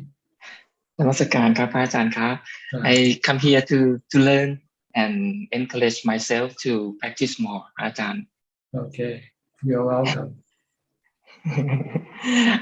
I noticed that when I talk to you, I will have some power to meditate, and such as last Sunday I talked to you 1.5 hours. On Monday I can do meditation nearly 2 hours. Yeah. So that's part of the result from listening to Dhammatalk or talking about Dhamma. It can give you energy and inspiration. Yes. That's why we should do this at least once a week. Yes, I think so. I have some question, Prajan. I will worry about the swallow saliva. Swallow your saliva. Just ignore it. If it's gonna flow out of your mouth, let it flow. If you ignore it, then it will stop flowing. But if you keep thinking about it, it will keep flowing. Your mind keep generating, pushing the saliva to come out. But when you stop thinking about it, then it will stop. Okay. So just tell yourself it's gonna flow from your mouth, let it flow. Just keep concentrating on your mantra or on your breath. Okay. It only becomes a problem when you think about it. If you don't think about it, it's no problem. Yes. Okay. I will do it tonight. Yeah, try it. Yeah. If it's gonna flow, let it flow. Okay. Think of it like sweat. Sometimes you sit and your body becomes real hot and you start sweating. So if it wants to come out of your mouth, think of it as sweat. Let it flow. Just ignore it. Keep concentrating and you'll stop. Yes. Okay. Thank you. Thank you, Prajan. just want to let you know, Dr.V is a Thai physician, and he gives good advice on medical issues in Thai on YouTube. He has about 700,000 followers on YouTube now. So it's quite popular in Thailand for people seeking medical advice. But he once a week invited me to join his channel to discuss Dhammatalk in Thai every Sunday night for 1.5 hours. I just want to let you know the relationship with him. Okay, thank you. No more question, right? No more question. นมัสการพระอาจารย์ครับ Okay. Next, Sulan from Singapore. Yeah. Hello, Ajahn. Yeah. Anything? Any question? I think I'm feeling happier. Yeah, and feeling good also. Yeah, thank you for your Dhamma sharing. Yeah, I just have one question. It's like why do we feel uneasy like when we meet new people? Stop it. Recite the mantra. Oh. Your mind just creating this guilt. See? So you can stop it by just sidetracking the mind from thinking about what caused you to feel guilty. And just keep reciting Bhutto, Bhutto, Bhutto. After a while, you forget what you were guilty about. Oh.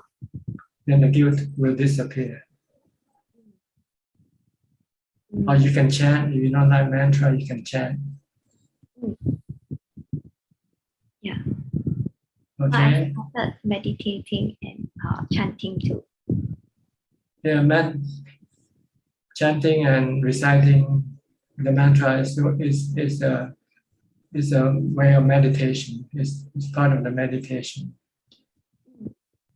But you don't have to wait to find a place to sit and meditate. You can do this wherever you are. When you feel bad, anytime you feel uneasy or uncomfortable, just keep reciting the mantra or do some chanting mentally. You don't have to do it verbally. So no, you don't disturb anybody when you do it. Oh, yeah. Then your mind will become calm and peaceful. The stress, restlessness, and agitation will disappear. But you have to practice before you can do it. If you don't practice when you feel uneasy, you will not be able to do it. So try to keep reciting mantra as much as possible during your waking hours. Anytime you don't have to think, try to use the mantra. Okay. Okay? Yeah. That's all? Yes, all. Thank you so much, Ajahn. Okay. Next, Judy Jonas from Canada. Are you in Canada? Toronto? I'm actually at my cottage in Campbellford, which is a couple of hours from Toronto. I'm by myself here. Okay. And I've been meditating more than usual. And I think it's going well.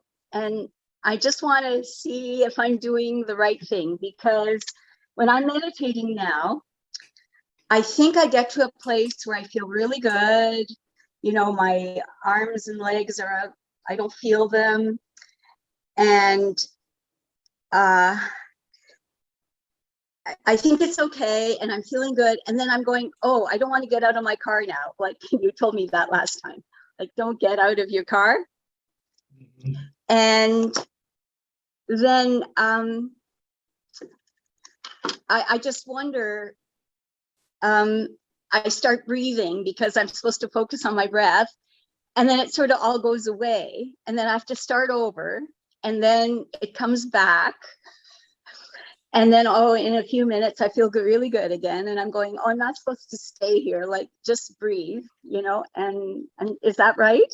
That's right. Just stay with the breathing. And okay, because it goes away. Because I was thinking if I just say, ignore this feeling good, I like it, but then don't think about it, just breathe, it goes away. Yeah. That's okay? You have to come back to your breathing to keep the good feeling continue on. Yeah, but then it goes away and then it comes back a little bit later. Okay, so it's off and on, kind of like. That's because your mindfulness is off and on, not continuous. Okay, okay. All right. So try Okay, to, and to go make ahead. your mindfulness continuous. I thought it's feeling good, and then Yeah, when you start, you're I not don't mindful even already. notice I'm breathing. When you start to sing, you're not mindful already. But it feels good, and I Yeah, I feel know. it. You're distracted by the good feeling. So what am I supposed to do? Continue watching your breath, your breathing. Okay, okay. Because Okay. you want to go further than this good feeling. You want to go deeper into emptiness. Right, right. Okay, okay. Good, good. All right. Just keep driving the car. Don't get off the car. I know. Well, that's what I was trying to do. Like you mentioned it last time. I'm going, Yeah. okay, get out. Don't get out. Just keep going. Yeah. And it Keep goes away. driving. Yeah. Yeah. And I've been doing it a few times. And then, okay, here's another question, kind of related. I wasn't sure whether I should time it at all, use a stopwatch, use a timer. So Debbie, my daughter, suggested instead of a timer for an hour, I should just put the stopwatch on and how long it takes, how long I can do it. And it seems like I can't make it to an hour without checking a few times on the stopwatch. Like I'm going, oh, it's only 30 minutes, 35, 40. So should I does it matter? Should I put the timer on? Or it doesn't matter unless you have something to do and you have to stop your meditation. If you have nothing to do, then you should not use the watch, the timer at all. Use mindfulness. Okay, so then when I check, when I think, oh, this is enough, and I'm at 40 minutes, but I'm pushing myself to an hour at least. I have to stop maybe a couple of times and said, okay, I'm at an hour now. So I have to go back. Or is it better to just stop at the 40 minutes and do it again later? Or don't pay attention to the time when you meditate. Pay attention to the breath. And if your concentration or mindfulness is good, you can sit for a long time without knowing it. Yeah, well, I haven't got past an hour yet. Well, that's because you're not mindful with your breathing. You're mindful with the clock instead. Okay, all right. Okay, okay. So don't use the watch. Don't use the timer. Forget about it. But then if I don't have a timer, I'll stop at 30 minutes. You won't if you're fixed with your breathing. If you're mindful of your breathing, you might pass 1 hour not knowing it. Okay, okay. So Thank you. Don't worry about the time. This is a distraction to your meditation. Oh, really? Yes. Either both the timer Yeah. and the stopwatch. Yeah, when you think of it, then you're not mindfulness. You're not mindful. You're not meditating already. If you just start thinking, what time is it now? How long have I been sitting? Then you lose your mindfulness already. Oh, okay. No, I'll try that because I'm at my cottage. I don't have to be anywhere anytime. Okay, so. then just don't worry about the time. Worry about mindfulness. Okay, okay, thank you. Am I being mindful with my breathing or not? That's all you have to worry about. Okay, and then when I start to feel good, I might actually, I keep forget watching your breathing. Keep watching, and just ignore the good feeling that arises. Okay, okay. All right, thank you. Okay, yeah, okay, because I've been doing more a few times per day, but I guess I won't use the timer anymore or the. Yeah, and you'll find a difference, really. Really? Yeah. Oh, okay, so it's just if you have to be somewhere or whatever, right. then you use the timer. Right. Okay, because, all right. Okay, because the goal is to sit the goal is to make the mind calm for as long as possible. Right. Okay. All right. No, it's feeling better, but it's weird that I would feel good and I would go to my breathing, but it just, oh shoot, you know, I have to go to my breathing. Yeah, just stay with your breathing. Don't go anywhere else. Okay. All right. I will. Okay. Let us Thank know you. what happened next time. Okay. So I'll get rid of my timer, stopwatch, whatever. Okay. All right. Thank you. Okay. Thank you. All right. Next, Mandy from Crystal Beach. Thank you, Ajahn. Is that a real beach on the coast, or is it just the name of the town? It's the name of the town, but it's on the southern coast of Canada. Canada. Of Ontario. On So we're on the Atlantic coast or on the lake? This is on the lake. On the lake, yes. On the lake, okay. Yeah, one of the Great Lakes, Lake Erie. How are you? I've had a rough couple of weeks. I haven't been able to join completely, but meditation and Dhamma is always my refuge. Time and time again. Yeah, I believe in it very much so, and trying to do my meditations, but I have a lot of outside agitation coming from different legal and doctors and things, and I'm able to always know that no matter how bad it's getting, I can go back into my meditation. I can go there and yes, that's your refuge. Yeah. Think of it as a refuge, a bomb shelter. Every time you hear the siren, then you should go into the bomb shelter. Yeah. Just meditate, calm your mind, and then everything will be okay. Yes, I believe that. I know that in my heart. Try to keep a regimen of meditation. Keep doing it constantly. Yes. Then it will be easier every time you do it. Yes. Thank you. My question for today is kind of regarding more Buddhism than my practice. If a female decides not to conceive and not to have a child, does that mean she's reborn into a male's body? No, not or necessarily, not at all. you could still go to animal life if you're sexual and things, but if you abstain from sexual things, then your mind will become loftier, because you will then rely on a different type of happiness, which is meditation, for instance. And this will bring you up to the higher level of existence, not lower. Okay. But with sex, this will pull you lower, especially unlawful or unethical sex. Then it will pull you down to the animal realm of existence. Is it better for a female than if all females, I mean, it can't happen, but if all females decided not to have babies anymore, would that not achieve a goal? That's not possible. Yeah. It's just it's just a thought, but it's not real. Reality is everybody who's born in this world are under the influence of this sexual desire. You have to fight against it. It's not easy, just for one person, not for the whole world. One person alone is fine, difficult. How do you expect everybody to? Some people don't even think the same way. They think sexual is good for them. It's part of their nature. It's part of their life. That's why they live. They live for sexual pleasure, right?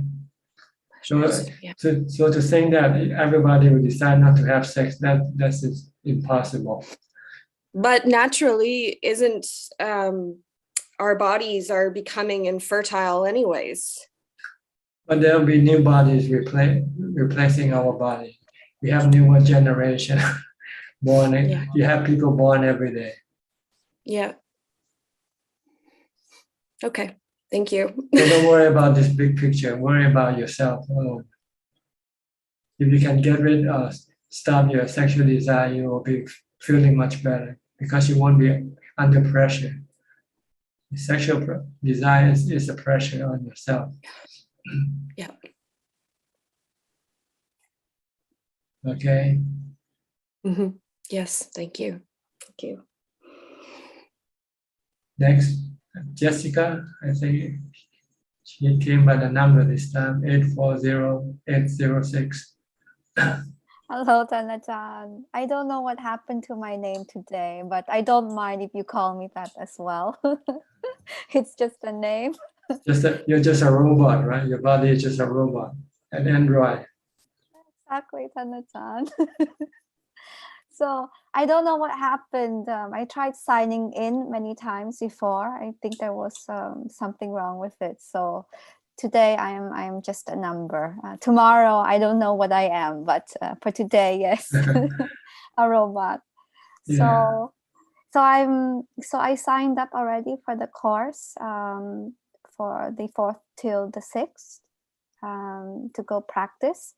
So I'm very happy, as well as I will be there and, you know, having all the energy from you, the talisman. You're no longer the Santa Claus, but a good energy talisman. I just noticed that. So thank you for that. So I just wanted to ask you some one question. As you know, with everything that is going on, there are a lot of suffering, mental suffering with outside matters. As you know, the Buddha taught that we must walk the middle way. So I know that most people who have not yet trained enough to have mindfulness, they tend to go towards the pleasant feeling, happiness, desire, things like this. How does one have wisdom, Tanachan? Like, does it, for other people it will take longer, I understand this, but if you have somebody who has not yet seen that pleasant feeling and unpleasant feeling, they are actually just emotions that we give it meaning to, but actually they are not us. So with wisdom, with mindfulness, it becomes wisdom, or with no, mental... wisdom is understanding the Yes. nature of things. Yes. That is the anicca nature of things, the temporary nature of things, the impermanent nature of things. Yes. And the uncontrollable nature of things. They are like the weather. The feelings are like the weather. They come and go like the weather. You cannot tell them when to come and when to go. So those are like the emotions of sadness, Yeah, happiness. so you learn to live with it. Like you learn to live with the weather. Yeah. So once you can learn to live with the changing nature of things, then you will not be upset. You won't be sad. You're sad because you are or upset because you don't want good feelings to disappear, right? You want good feeling to continue on forever. But that's not possible, right? But they are one of the same thing, aren't they, Tanachan? It's just a meaning. We just It's give not it meaning. a meaning. It's not meaning. It's real. Attach.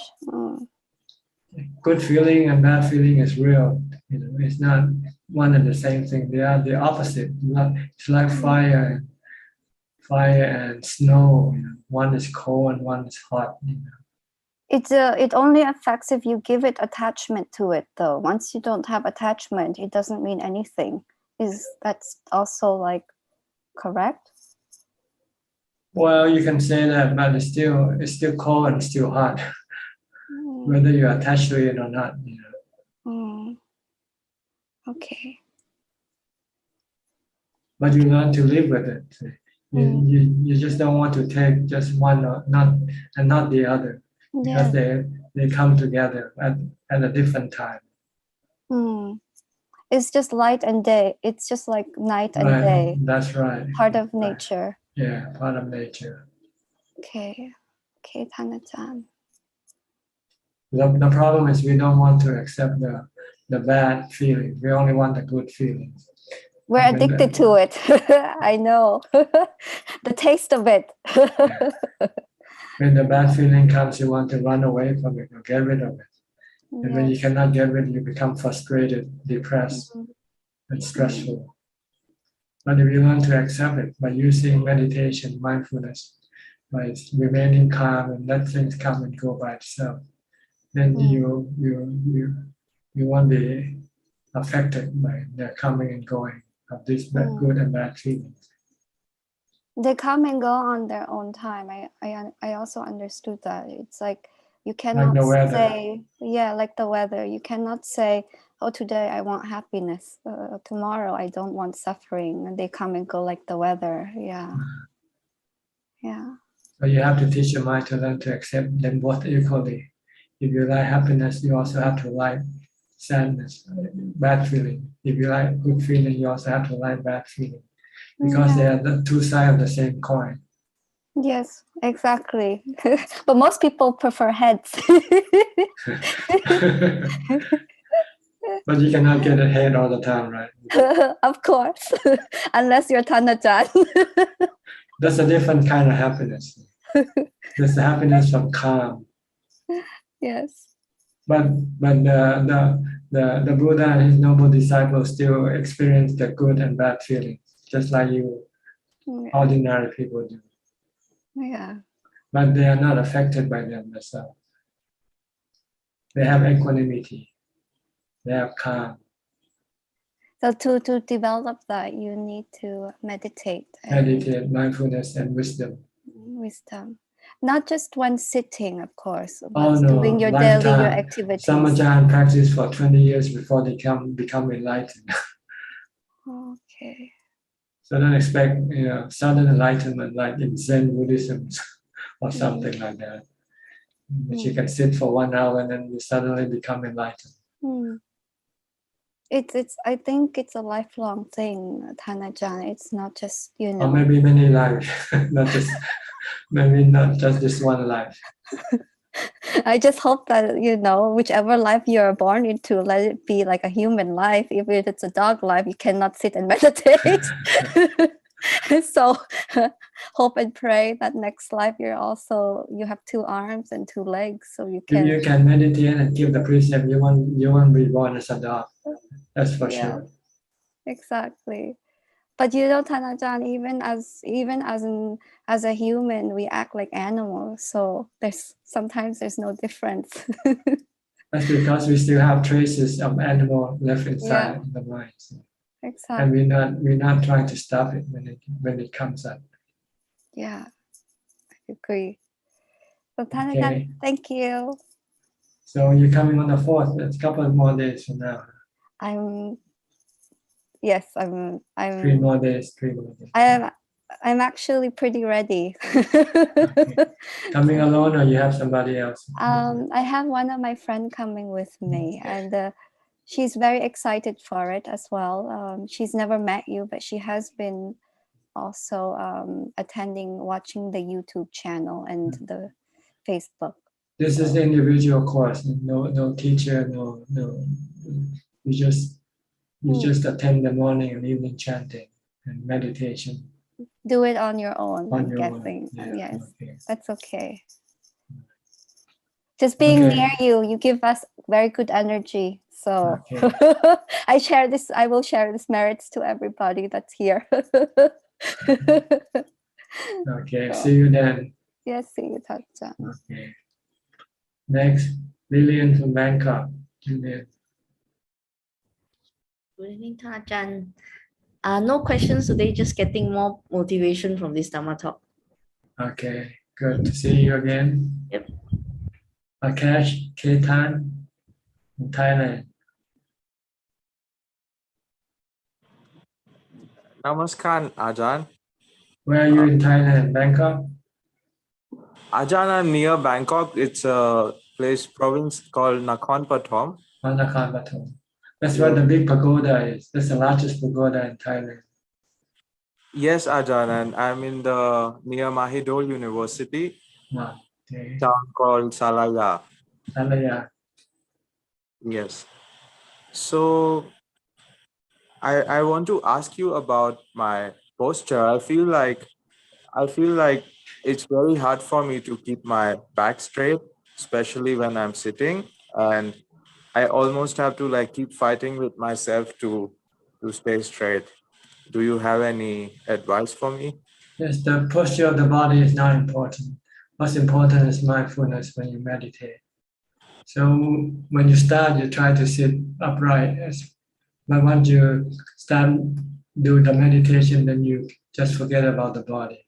If it's gonna lean back and forth or becomes anything, don't pay attention because it will distract you from your meditation.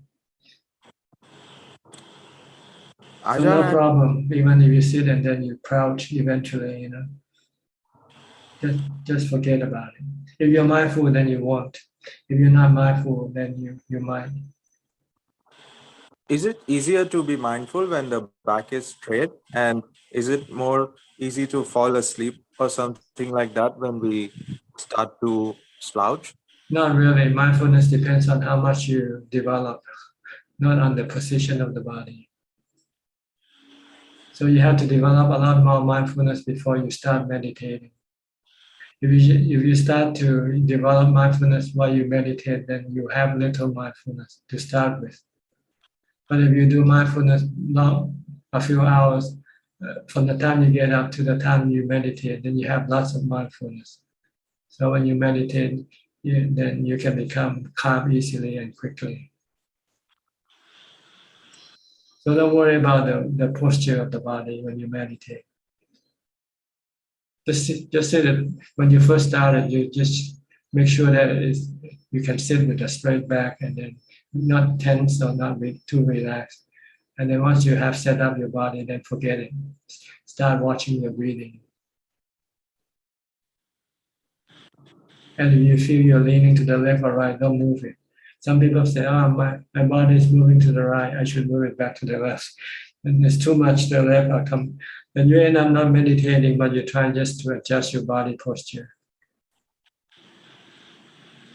Then you don't get any success from your meditation. So remember, when you meditate, the only thing that matters is your meditation object, whether it's a mantra or whether it's your breathing. Just keep focused on this object only and ignore everything else. Sometimes you feel itchy and you want to scratch, you don't do that also. Like the doctor who just said, sometimes you feel like his saliva is coming out of his mouth. Just leave it alone. Don't pay attention to it. These are all distraction to your meditation. And you will not get any result if you give attention to them. Okay? Try and see how it works for you. But I think you should concentrate more on building up mindfulness by long before you meditate. We can do this from the time we get up in the morning. As soon as you open up your eyes, start mindfulness right away. Be mindful of your body. Or you can use a mantra, mindful of a mantra. And as you continue on doing your work or whatever you have to do, only stop using the mantra only if you use the mantra, only stop when you have to think something seriously, something important, something essential. But if you don't use the mantra, then you just keep focusing on your body action. Whatever your body is doing, stay with that action. Keep the mind in the present. Don't let it go to the past or the future. Then you will have mindfulness. When you meditate, then you can focus on your meditation object and not be distracted by other things. Okay? Ajahn, I have question. Okay. 10 years ago, I start to learn how to meditate and do vipassana ค่ะ and I keep joining that 10-day course, Ajahn Goenka, I keep joining that course every year, and I feel that I get benefit from that all the time. But just recently, like this is year 10 that I joined that course. And after I joined the course, I feel like I get a lot of benefit. But in the same time, I feel sad. I feel angry. I feel like all like easily angry. And I feel sad with many things. And I don't know how can I deal with that. And That's I don't know. because you don't continue with your practice when you come out from your retreat. You have to continue on with your practice, not just when you're doing the retreat. You have to do practice all the time, mindfulness, and also you can also use wisdom if you can. You teach your mind that you cannot force things to happen. Things happen because they happen. And our duty or our responsibility is to accept them when they happen, not to deny them or not to accept them. We just have to accept everything that happens because they are beyond our control. Then you won't feel bad or anything like that. We cannot choose only good things in this world. You have to tell yourself this. There are good things and bad things coming up, replacing one and the other. Sometimes good things come up and something bad things come up. But you can deal with them by just merely acknowledging them. Don't try to change them. Don't try to do anything with them. Just be barely acknowledging. Then you won't feel bad.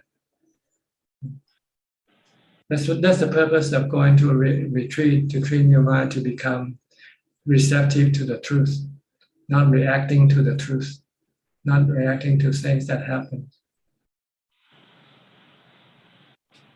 I feel so doubt about my progressing in Dhamma. Well, there's no reason why you should be doubtful of your practice if you know what you're doing. So stay mindful, then you won't be doubtful. The reason you're doubtful because you're not mindful. You let your mind stray away to think of all sorts of things. But if you're mindful, you stop your mind from thinking. Then everything else will not appear because everything appears because of your thoughts, of your thinking. So you're mindful, then nothing will happen to you. Nothing bad can happen to the mind. Only when the mind is not mindful, that's when all sort of emotions will rise, will come up. So you have to stay mindful every day, all day long, from the time you get up to the time you go to sleep. Then you will have a good weapon to protect your mind from all sort of misery or sadness or depression or stress, anxiety. They cannot come up if you have mindfulness. Okay? Or wisdom. Sometimes you can use wisdom if you can see things. This is the way things are. What can you do, right? Anicca or anatta. Anicca, things keep changing. Anatta, things happen without your permission. Let's put it that way. You cannot give them permission. This thing can happen and this thing cannot happen. They happen without your permission. Okay, well, you were going to say something, Akash? Yes, Ajay, I have one more question. I have a doubt that some teachers say that the watching the breath is a more superior form of meditation or mindfulness rather than the mantra, because the mantra is a kind of conditioned experience and the breath is a more natural experience. Do you have any No, both can take you into the fourth jhana. It depends on your preference, really. Watching the breath can bring the mind to the fourth jhana. Reciting a mantra can also bring you to the fourth jhana. So. Okay, thank you, Ajahn. All right. Okay. Everybody's in the room has a chance to ask questions. Oh, Sajalka, did you just come in? Or did I? Or were you in here before? Okay, you have anything to ask? No, I have been here from the beginning, and thank you for asking. But I have no questions today. But I really enjoyed your addressing Upekha in today's meeting. So how the Upekha kind of can be continued in day-to-day existence, not just during meditation. That's right. You develop from meditation, then you can carry along in your daily life if you can continue to be mindful. Yeah, thank you. Or you can make it permanent if you apply wisdom to protect it. Okay, let me go to Facebook first, okay, in case if anybody wants to ask. Let's wait for questions from Facebook first. Do we have any questions from Facebook? Yes, we have 6 questions from Facebook and YouTube. First question from the Multiversal Unity. Namaste, Prajaan. May I ask a question? What makes Nibana happy? Thank you. That's the nature of a calm mind, a mind that is free from defilement. When the mind is free from defilement, it is calm. It's still like still water. Still water, when you compare to rough water, which is better? Still water looks better, right? So this is the nature of the mind when it becomes calm, because it has get rid of all the defilement, which causing the mind not to become calm. Then the mind becomes calm permanently without defilement. Then we call this mind Nibana. And 2 questions from Evelyn Ho. Dear Ajahn, my mom regularly say hurtful things to me since I was young. It affects me a lot whenever she does that. How should I deal with this? Thank you. It hurts you because you don't want to hear it. So if you don't want to be heard, you have to tell yourself to force yourself to hear whatever she wants to say, and accept that you cannot stop her from saying what she wanted to say. Yeah. And second question. Okay. Second question. Recently, my sis and I had a quarrel with her, and now she wants to cut off all tie with us. What should we do? Thank you. You don't do anything. It's your action, not your action. You continue on to have tie with her. If she wants to do anything, that's her business. But you still consider her your mother, and respect her, and do anything good for her if you can. 2 questions from Yato. Namaste, Ajahn. If a monk only attends Sotapanna, when he dies, can he leave the relics? No. Only those who have become fully enlightened, an arahant. And he has to become an enlightened for a certain period of time before he dies, because this will give the time for the pure mind to purify the bones to become relics. If an arahant achieve arahant and then die suddenly, then there will be no time to purify the bones. So the bone will not turn into relics either. So it's not an indication that if someone dies and his bone doesn't turn into relics, doesn't preclude that he hasn't become fully enlightened.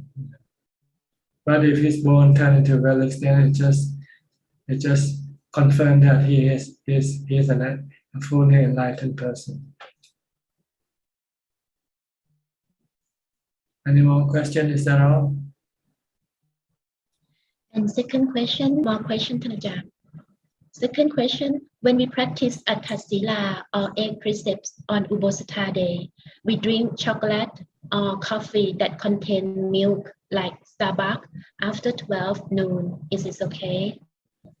Well, according to our interpretation of milk is considered to be foods. We cannot take milk because it's considered in the category of food. But sugar is considered to be in medicine category. So you can put sugar in your coffee, but no milk. Last question from Un. Hi Pante, I'm Bun Un from Penang, Iceland, Malaysia. Can Pante please explain why Buddha created and used many words for mind or consciousness? Example, Citta, Sanya, Vijnanam, to show the truth in nature law to help our being eliminate my suffering. Thank you, Pante. Because they are different. See. The mind has many abilities. See. First, the knowing ability, that's the mind. Then beside the knowing ability, it has also the feeling ability, the thinking ability, the perception ability, and the consciousness of the sensual object ability, ability to connect to the body to receive sensual objects from the sensual organs. So they have different names for this different function or ability. Sanya, Vedana is feeling. Sanya is perception or memory. Sankhara is thinking. Vijnana is the stream of consciousness that connect to the sensual organs, to the body. So they have different functions, so they have different names. Like our body, we have different names for different parts of the body, right? We have hands, we have legs, we have hair, we have nose, we have, these are the body. So, but there are different parts of it. That's all. Okay, is that all? Yes, that's all, Thanachan. Okay, anybody in the room would like to ask any more questions? You're welcome. Raise your hand and unmute the microphone. Okay, Julia. Yes, Ajahn, I have two questions, please. Go ahead. Well, Ajahn was saying not to give rise to distraction.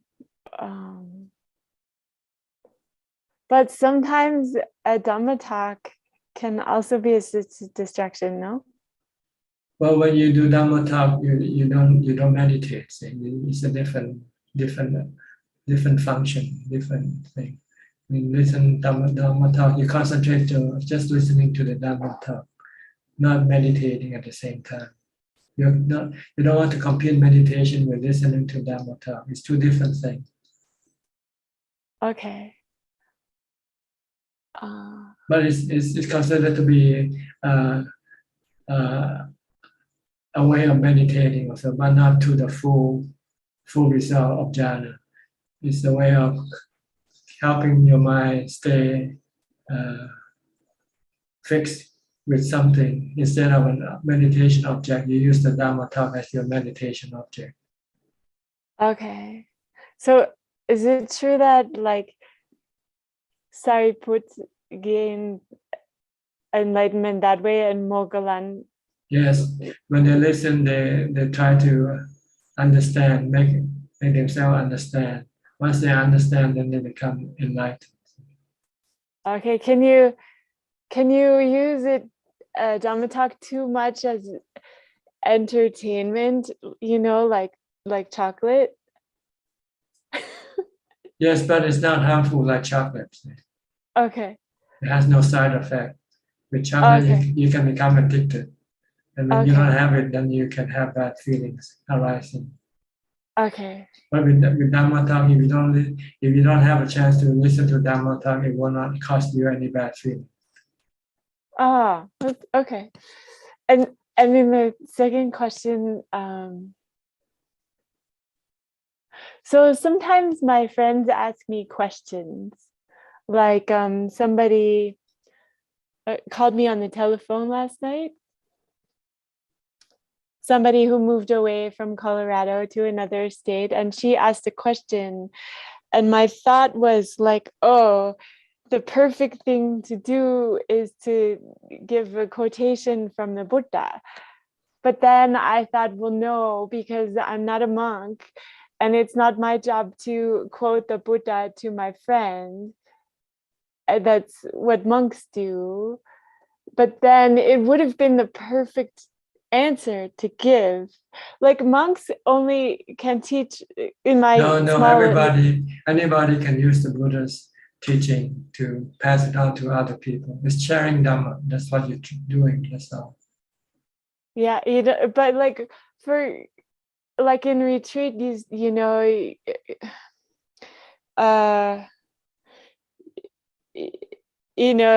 say Brahma Sahampati, you request the Dhamma, This is to let the monk know that you want to listen to his Dhammatalk. That's all. Because we should not go telling people about the Dhamma if they're not willing to listen. Okay. But if for your a friend lay asks, person, yes, anybody can do the same thing. Dhamma it's only restricted for only monks. It's for everybody who who appreciate the value of Dhamma and share or pass it on to somebody else. Okay. So if you find that using a quotation by the Buddha will help your friend, then go on, give it to her. Okay. But if she doesn't ask any question, then you should. You might bother her. Okay. Anumodana ka. Okay. That's all right. That's all the question you have. Okay. Anybody else? Tonight we're already 2.5 hours into the meeting.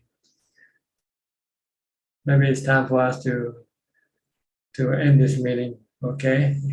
Thank you very much for your attendance, your participation. I hope it is beneficial to you and help you advance in your practice. In the meantime, please stay safe, stay mindful, keep on practicing, and one day you'll become enlightened. Thank you and goodbye. Sadhu, sadhu, sadhu. Thanks, Amri. Thank you. Thank you. Sadhu. Sadhu. Thank you. Good night. Bye bye.